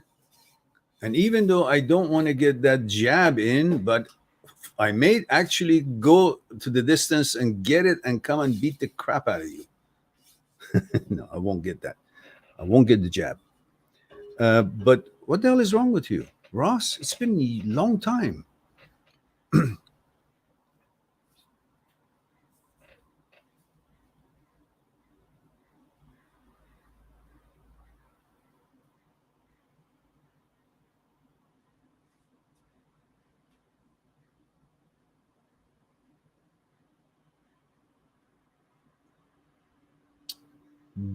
And let's see, Ross. And constantly reasoning with myself to try to forget her. Ross, and to stop myself from thinking about what she's doing. Come on, Ross. You know that was not the right girl for you. You know it damn well. We talked about it several times. Come on, move on. Move on. This is not good for you. And you're much stronger than this. More reasonable. You're so intelligent. You shouldn't be thinking that way. Move on. Build a life. Instead of trying to forget this, I want you to focus on building a life, new girlfriend, new relationship, new friends, that automatically will decimate and dissipate this one. But if you're waiting to forget this and then go build, waste of time, and that'll never happen. Because you need to replace the picture on the screen of your head with something else, and that other picture will go away. But trying to get that away when it's the only thing that is there, it's going to be difficult. Go build a life, and that will take care of itself.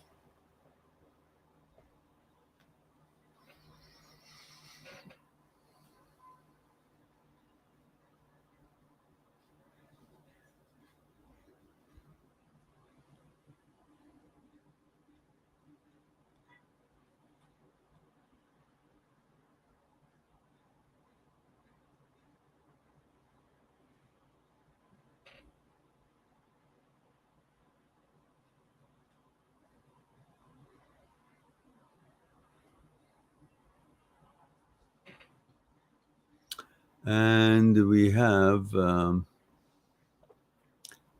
Dina here. She says, "Hi, Meran. Hello, Dina. Could you please remind me of your age and where you are in the world, Dina?"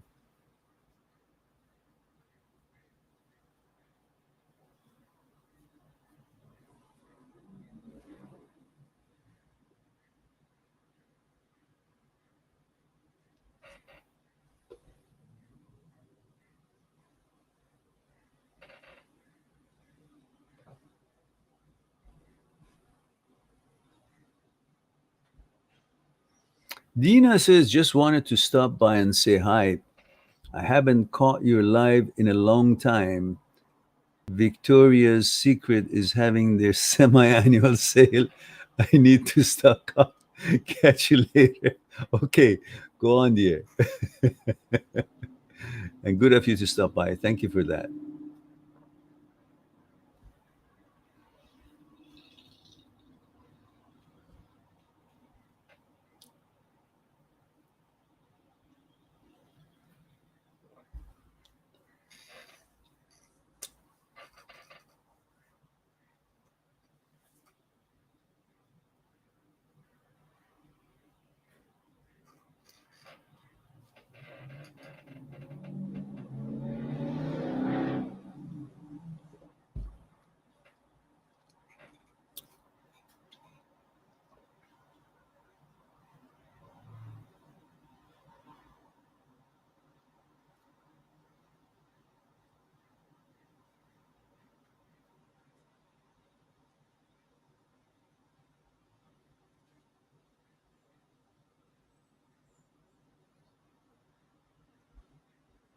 Deep Diver says, "Okay, Miran, now I will take you to the future.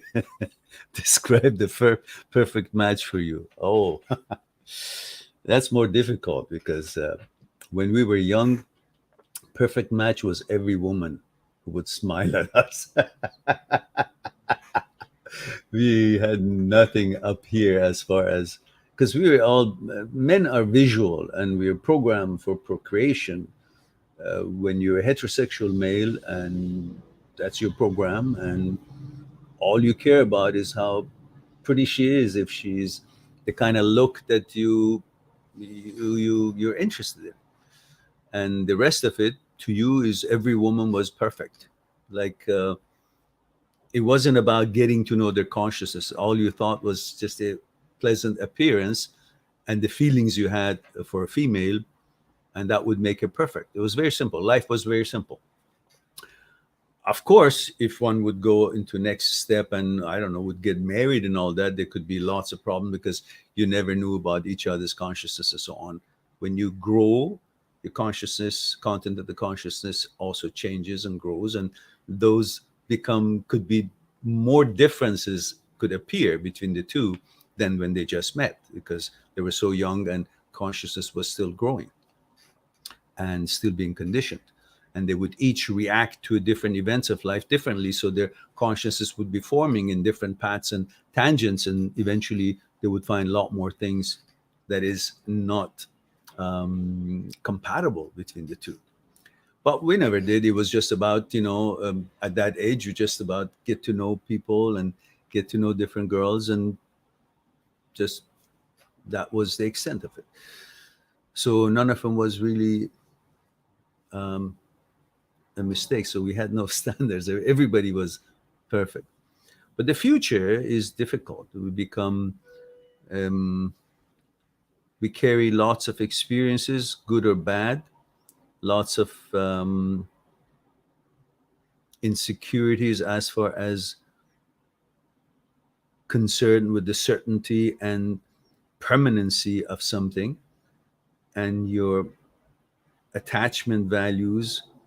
And especially the older you get, the riskier it becomes for one to choose one, especially in this day and age that there's so many things available. While you cannot perhaps be in contact with any of them or many of them, but you think because it's available, then you shouldn't be choosing one. And when you choose one through the experience and all the um, events of the world, you can't be sure if that person would be the right choice to travel on the same path and journey, because the commitment levels and consciousness levels could make change of path in the middle of the journey that you might not be responsible for. It could be coming from the consciousness of that person. And you don't want to take that risk when you're a little bit older. So, all of that makes your standards much higher than before. You become a little bit more snob and choosy and become a little bit more perfectionist. And sometimes you would be expecting things that is no longer viable or recommended or advisable for you. So I'm no different. So there are certain standards that I expect as far as the aesthetics and beauty and fitness and all that is concerned for my woman. But at the same time, there are lots of things about the consciousness and the level of interest and values that are, again, going to be much more difficult to find a compatible one at that older age, because everyone has grown so differently at so long a time for that development. So it's going to be a very challenging. So eventually you might find yourself downgrading your standards just to have that part of you that desires intimacy and desires companionship and wants to enjoy that connection and exchange of conversation and physical activities. But it may or may not be the one that you would idolize or think is the perfect choice. But there is no such thing as perfect, anyhow. So we should just simply enjoy the moment and be content to that. I don't know if I answered your question or not, but I hope I dodged it as best as I could. And Johanna says, thanks, that made me a bit happier. It's just he used to check every Instagram story. Now he doesn't anymore and likes all his female friends posts, but never did mine. So I feel like you might forgive me. Johanna, um, oh, there's another one before this. Johanna says, all right, so Mr. Mr. Forgetter, how can I move on knowing my ex doesn't think of me anymore? Who gives a shit? Did you not notice? You said my ex. Why would you want X to notice you? It's an X. X marks the spot. X is where you don't want to be. It's not a television program that they put an X, you got to stand there so the camera can see you. X is somewhere to says no. So meaning you already dubbed him X, meaning road is open for you to further go on. Forward as you go, steady as you go. Onward. Says, how can I move on knowing my ex doesn't think of me anymore? What importance does his thoughts, what importance his thoughts may have on your life. The law of physics and law of this earth, law of attraction, law of everything for you works the same way as it works for everybody else. Why would you need his thoughts about you in order to be able to go on? Who? Is he the master of this, what? Universe? Your town? What the hell is powers? Can he heal people? Does he have any special? His value is originated from your interest. He has no value. Anybody who doesn't like him or know him doesn't have any value for the guy. The reason he seemed valuable to you because you generated a desire for him. So in other words, you are valuing your desire, which is fulfilled by the pleasure of his companionship. So you really are actually interested in your desire to be fulfilled. And that's where the source of his value is. He has no value on himself because it doesn't do anything for you. If anything, he's ignoring you, right? So he has no value. So where does he get his value? You are the source of his value. You give him value. Your thirst, your interest, your desire is what makes him important. The same thing I said before, the apple story.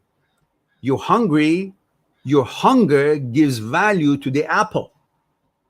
Apple on its own, where you're not hungry, has no value to you because there are other things you're eating, there are other things nourishments you're having. So the source of the value of the apple is your hunger. So the source of his importance that you want his attention is you. Otherwise, he has no value that his attention to you would give you value. You're getting your own value going there, making him value, then he pays attention to you, you feel valuable. It's your own value making you valuable. So why don't you cut the middleman out and just be valuable? Don't give a shit about him. Who is he? You gave him a certain echelon. It's like, I don't know, somebody enters a classroom and the teacher gives him or her A. For what? You test him, examine him, he doesn't know shit. But you gave him A, he became the number one in the classroom, but he doesn't know shit. This is what you did. Without qualification, without him actually complying to your standards and satisfy your expectations, you've given him a certain kind of a higher echelon. But he's not qualified for that. You qualified him for nothing. Take that qualification away, unqualify him, then you will see he's got no value. Pay attention to something else, you'll see it's got no value. You are the source of everything that has value. Directed to something else, you become devalued. Johanna says, yeah, I try. No, try? What do you mean try? You're the master of you. You don't have to try, you command. That's how it's going to be. That's what I decide. That's it. It's in your power. You're not powerless. He's got no power. He says, but I cry every night. Why? Something wrong with you? Why do you cry? Why do you cry for someone else's behavior? If he's stupid not to want to be with you, that's how you should think. That's on him. You're not supposed to change yourself for someone to like you. That's not compatibility. You like you, and that's what's important. He doesn't like you, the hell with him. He's not qualified. You dump him. In your mind, you've been giving him a free ride. Don't. Rise. Become the strong woman that you are. Protect yourself from people who don't deserve or qualified to be chosen by you. Do not choose them. Unchoose them. Unwant them. It's in your powers.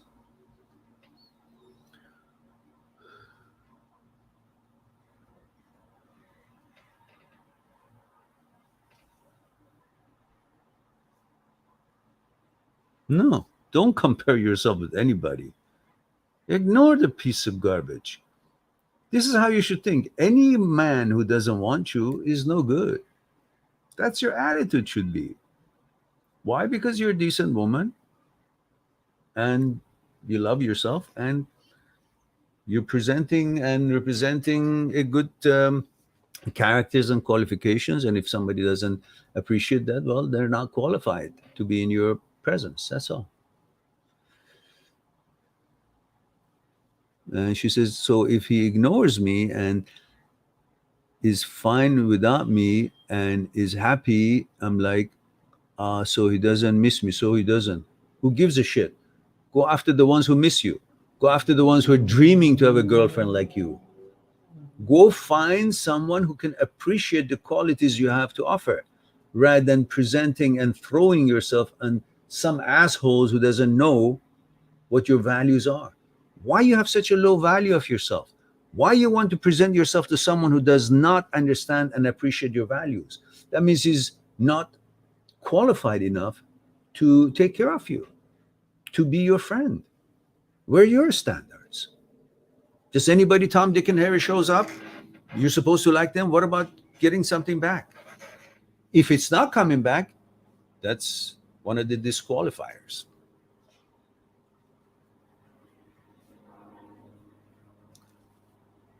And this is also the, yeah, you put him on pedestal for what? That's on you.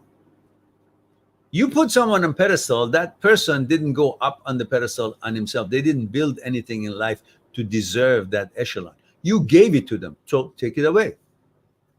Simple. You gave it to them, you take it away. Put them down beneath your feet. Don't give a shit. Move on. Horizon. There's so many young men out there who deserve and looking and dying to find a woman like you. Come on. Get to know new people. Don't tie your boat to the dock. Cut the rope. Go on. See how many other islands, how many things are available for you all around. Treat yourself with respect. If you don't, nobody else will either.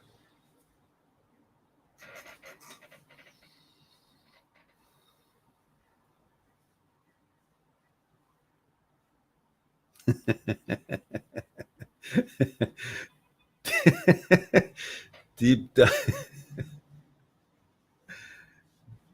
Johanna says, thank you all a lot. Made my night better. They don't need to do anything to make your night better. You are the reason for your nights to be better. You change that away around. You created this nonsense in your head. Take it away and turn yourself into the master that you are, the boss. You command your life. Go get other guys. They just line up if they know you're available.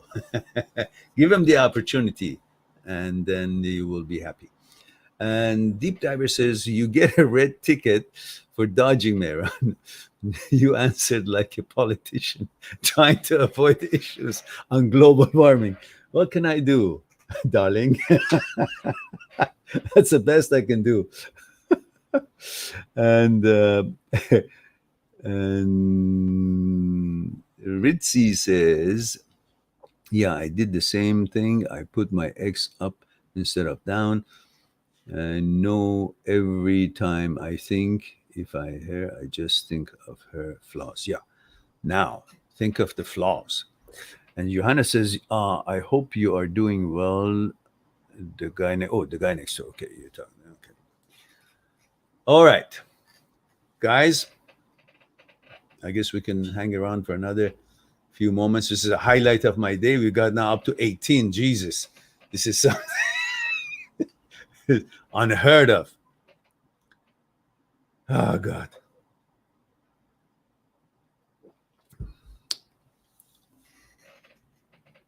Promote the channel, guys. We're going to weather and die.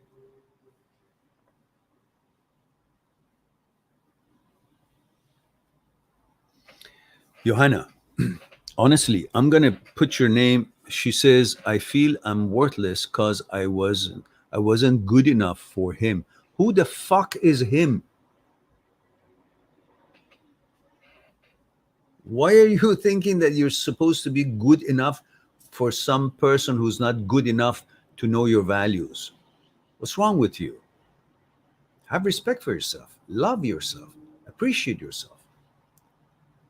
This is why idiots leave you, because you don't give enough respect and value to yourself. And people don't, they're not that intelligent mostly. If you don't show them your value, they cannot give you your value.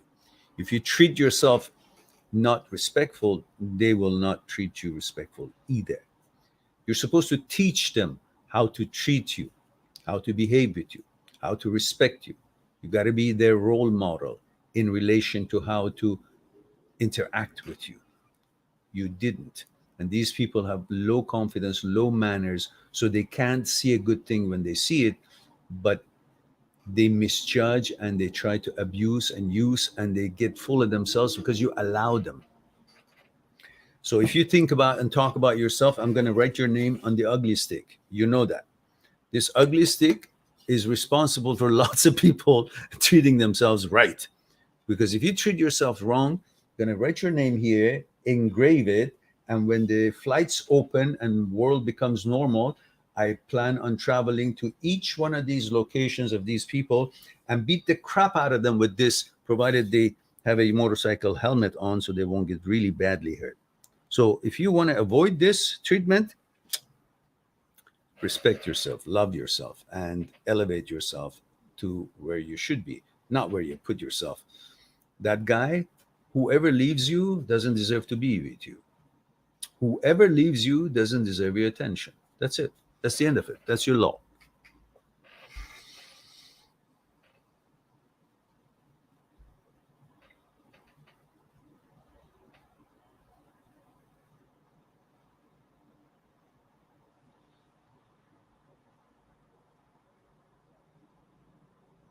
No, he's the wrong guy. If he said that and he still wants to be in contact with those people, you did the right thing, and he's no good for you. And he's going to abuse you if you ever go back to that relationship, because you have shown him that he can actually treat you like shit and continue his behavior with the other woman. And that is not where you want to be. So you did the right thing. Stick to your guns, respect yourself, love yourself, and go on and allow other young men to court you, to take you out, to get to know them. There's so many amazing people out there, and don't get stuck with one just because you think so. No, change your mind. Change your mind, change your emotions. Change your thoughts, change your emotions. The guy is no good. It's bad behavior. That's a narcissistic behavior. That's unreasonable behavior. You want to have nothing to do with him. Move on. And Deep Diver says, Mehran, I think you should correct the wordings on your logo to get more subscribers from the word unlock to unlock.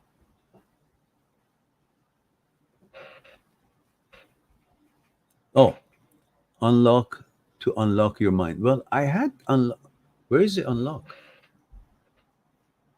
Where is that description? Unlock your mind is actually in my logo. What's wrong with it?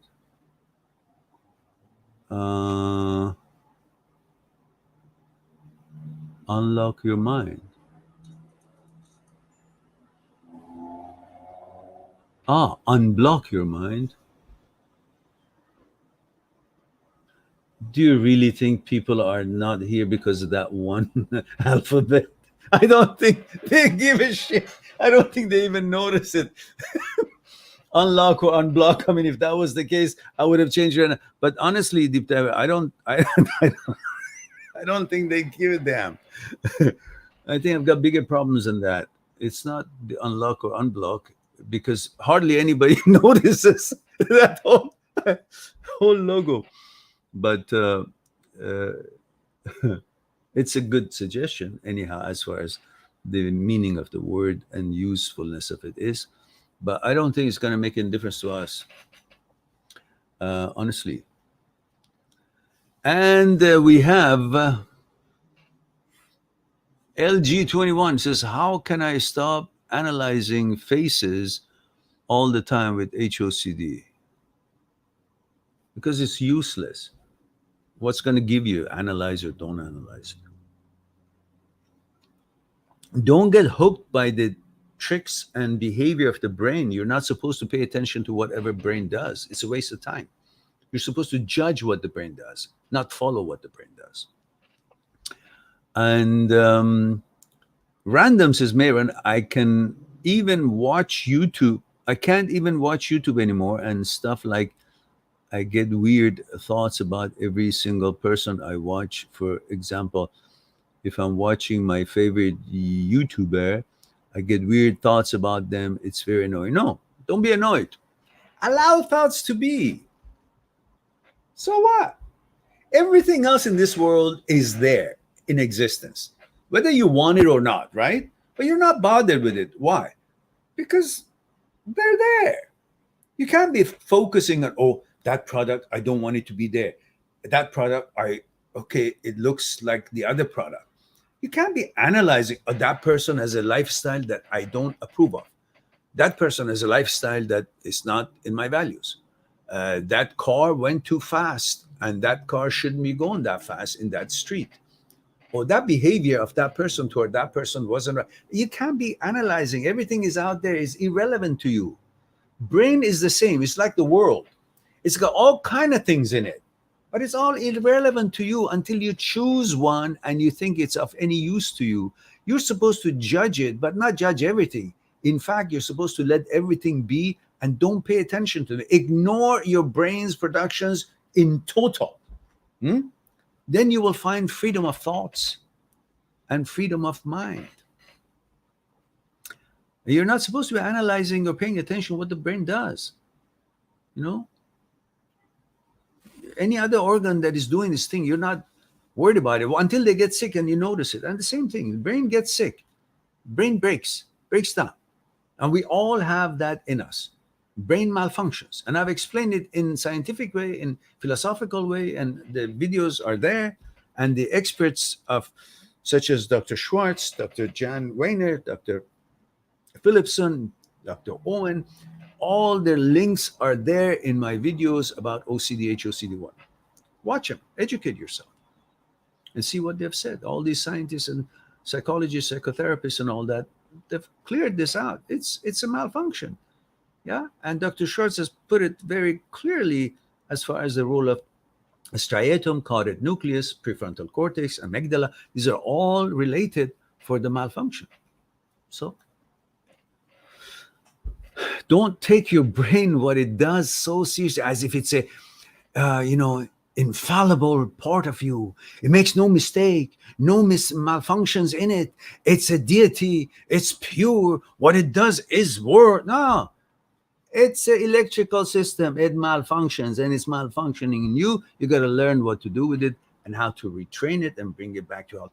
Help it to come back to health and normality. And whenever it malfunctions, you know what it is. Yeah, okay. So,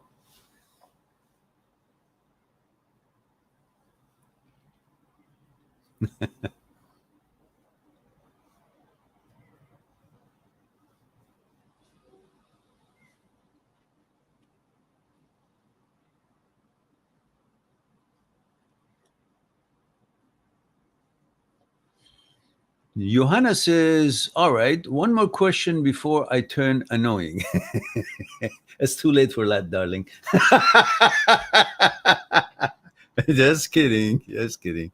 Says, I am wrong for not wanting my boyfriend to have female friends. No, you're not wrong.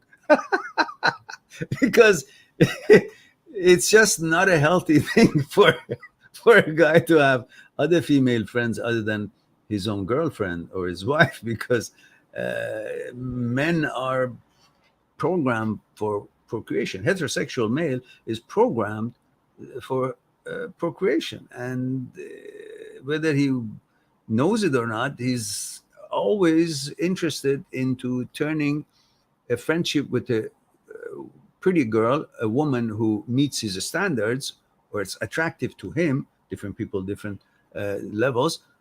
to take that friendship further. And whether he wants it or not, it's going to creep on him because women have these qualities that a heterosexual male finds desirable. And so having this atmosphere of other female friends interacting on not on business level, on leisure level, it's unreasonable when one has a girlfriend, a serious girlfriend. So you're not wrong in that. You're absolutely correct. The other way around of it is also correct. When you have a boyfriend, well, you don't want to have a bunch of friends that are not known to both of you and just known to you. And it's a male friend and you're interacting with because you may not have any intentions, but again, that male is eventually is programmed to build interest and it becomes intrusive and you may be able to control it, but it creates a certain kind of a uncomfortable atmosphere for your boyfriend. And the same thing goes both ways. So you're not wrong. You did the right thing.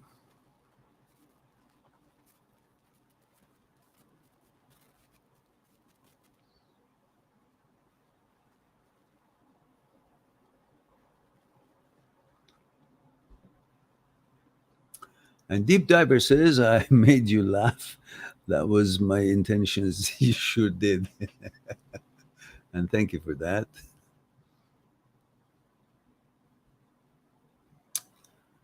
All right. Column says, hi, Meran. You've been really helpful, and a thought can't change anything here. That's right. It doesn't. It can't. Johanna says, should I tell that I never meet this guy? It was long distance. Now, now you're telling me that this was a long distance and you thought of it as some kind of a relationship? Let me just bring my little friend and I'm going to sketch your name here with a little bit of a. Oh, that's my favorite pen. What was your name? How do you spell that? Are you nuts? I'm going to visit where you are. Where are you? Two times. One for descending this stick on your head. Second time when I come back from wherever else I go, just to make sure you're still feeling it. Because you're being silly. He says, I wish we would have met, but do long distance work? Other countries? No, no, no, no. Forget it. Forget it. I think you need a serious thinking. Go make a pot of tea, sit down with a nice, good pastry or something you like, and think about your life, how unfairly you're treating yourself, and how unjustly you're giving value to some garbage somewhere that you don't know who it is. And it's an internet friendship. What the hell is wrong with you? You want to possess the guy from far away? You know, everybody has some kind of a. I thought it's a relationship that is in the same town. You guys are together and all that. This is nonsense. Get over it. When you're expecting the guy to, and this nobody going anywhere, to stop talking to any other girl. That's all he's getting. Everything is long distance now, and you want him to stop talking with all those girls and only have communication with you, which is not physical. Is just you know, both of you should be talking with anybody you want. Don't talk to him though, because you've lost the whole purpose of it. It's not a relationship. That's not a relationship. And even if it was, when the guy is having so many others that he's not willing to cut it off, then he's never going to do that. And you should not have anything to do with him anymore. Just go on, find somebody else.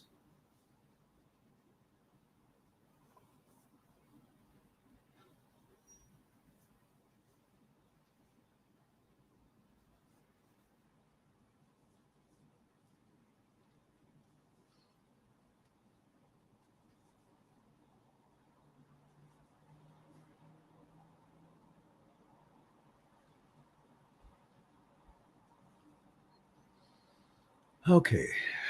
Astley says, male 30 London. My girlfriend is very beautiful and gets a lot of male attention. Should I be concerned? No, because she is the one who handles that. You should be concerned if she complies or entertains it. But if she's in control of it and she makes sure that she doesn't respond to those attentions, well, what's the problem? You may be, I'm very good looking, I get lots of attention from the girls, but I don't pay attention. You see, what I'm trying to say is that it's not about the attention that has been given to women or to you, or however. It's about the reciprocation or not. If she reciprocates, well, then you need to have a chat with her and say, how would you feel if there are girls in my office or somewhere else pay attention to me and I respond that to that positively? You wouldn't like that, would you? So these were all okay before we became an item, girlfriend, boyfriend. Now that we have made a choice to be in a relationship, then that automatically means an unspoken rule for both of us that we will not reciprocate the attention we receive from other people. It's very simple. It's very logical and civil. Um,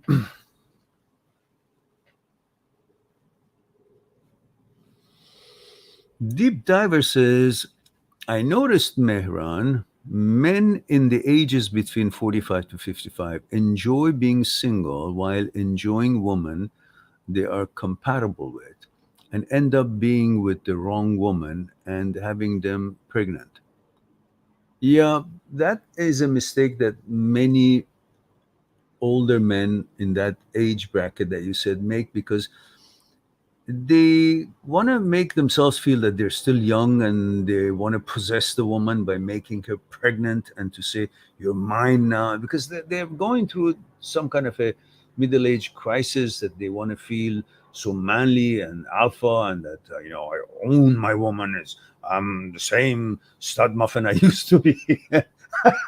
And they end up getting her pregnant, and then suddenly from age 55 you're now supposed to be changing diapers, which is not not the right time for that. But if they think that's necessary for the uh, quality of the relationship, well, that's a decision they make. But I don't recommend uh, to have a child when you're 55, or unless you've never had one and you really want to have one. It's not too late. Go ahead. But otherwise, um, it's not the best decision, because look, you're 60, you have a child, you're 80 years old when he's 20. You can't do things. You can't play soccer, you can't play tennis, you can't do stuff. So what kind of bonding is it? And then you're their leverage. The woman, if you're that old and she's obviously young enough to have a child, when if she wants to leave, then you're just really miserable. She left and your child left, and now you're at that age supposed to deal with all kind of bullshit that you never needed. That it's the age that you're supposed to be relaxed and be able to be more productive in your life and bring about what you have not accomplished yet, and focus on that and have a tranquil and balanced life. And that should be a partner that you choose well, with thoughtful standards. One of the mistakes that most older men make is that they uh, obviously, for obvious reasons, they want a very young girl, like in late 20s or 30s, because obviously it's very fresh and beautiful. But they also want to prove to themselves that they still got it. They're still attractive to a younger woman, who makes them feel good. But then there's responsibilities that comes with it that they perhaps never thought of it, and the discrepancies, and again, changes and differences between the content of the consciousness of a 30-year-old and a 60-year-old. It may feel okay for a couple of years, but then eventually there are things that the girl wants to enjoy or try, or activities that she wants to engage in, and the 60, 65-year-old is no longer interested. because he's had all those experiences, or he just no longer is interested in that, depending on his fitness level or mentality and all that, of course. But still, you better they better make the better choices, at that age. So a lady, a more mature lady with certain class and certain maybe proper fitness level and um, certain education and mentality that could be more compatible, they would be able to have a more enjoyable relationship on different levels, not just intimacy and physically by keeping themselves fit, but at the same time in intellectual discussions, in conversations, is got meaningful topics into it, and activities, physical activities, sporting activities, and cultural activities, and things that they could share and enhance the quality of their life. But with the much younger woman, it's sexually very pleasant, but there's nothing else really there. Maybe some at some levels, but it's always going to be not a complete, well-rounded relationship. All right, gonna get me in trouble finally by all these questions, skating around them.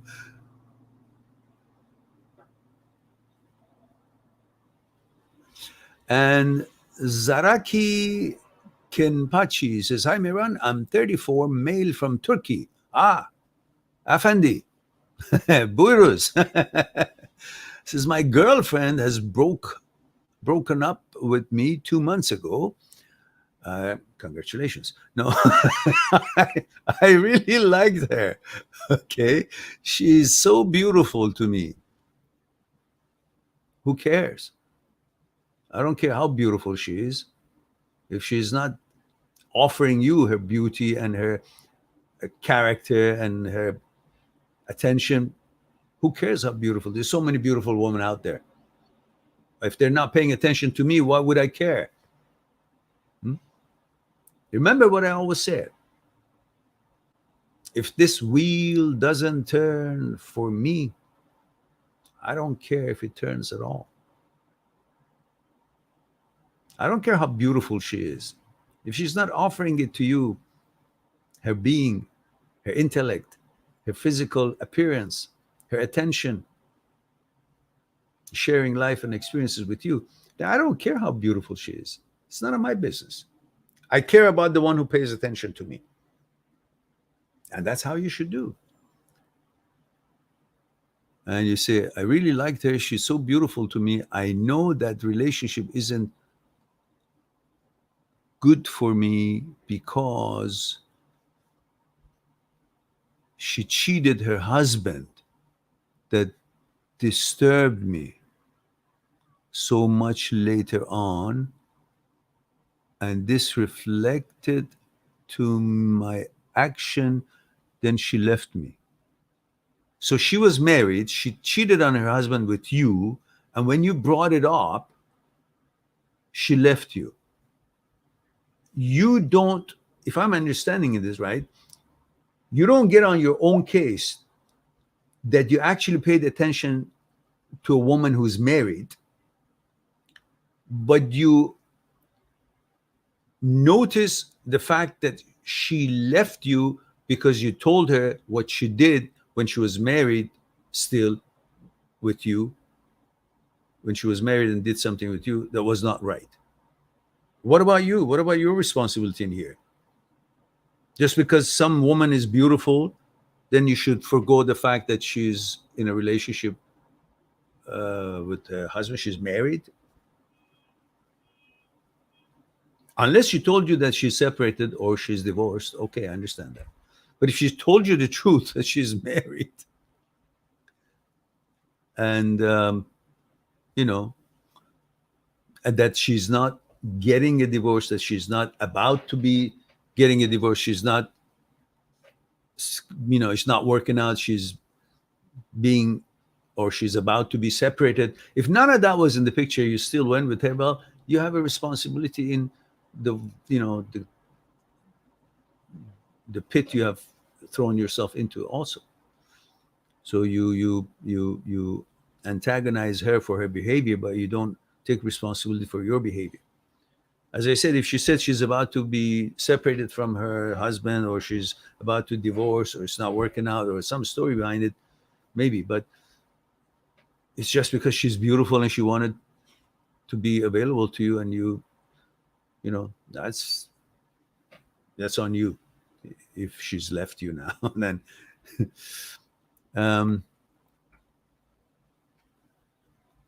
and he says, much later on this reflected to my action, then she left me. I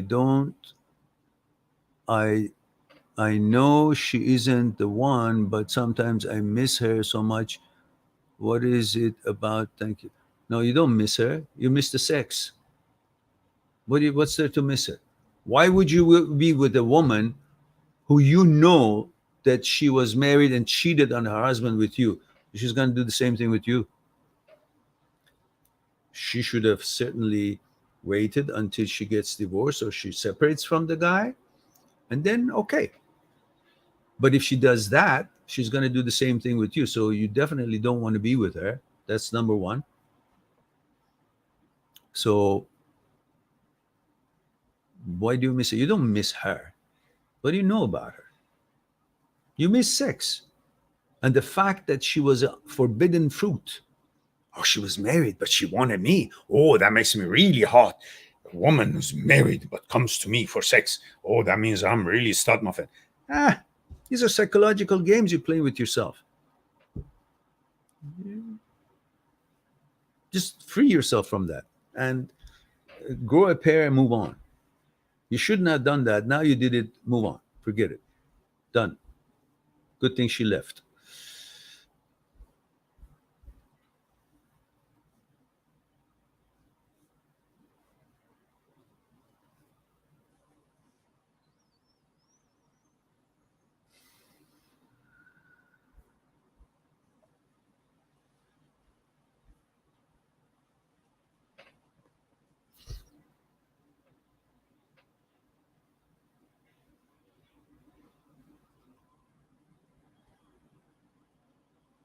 Deep Diver says, thanks, Mehran, for giving me the opportunity to express my humor to make you laugh.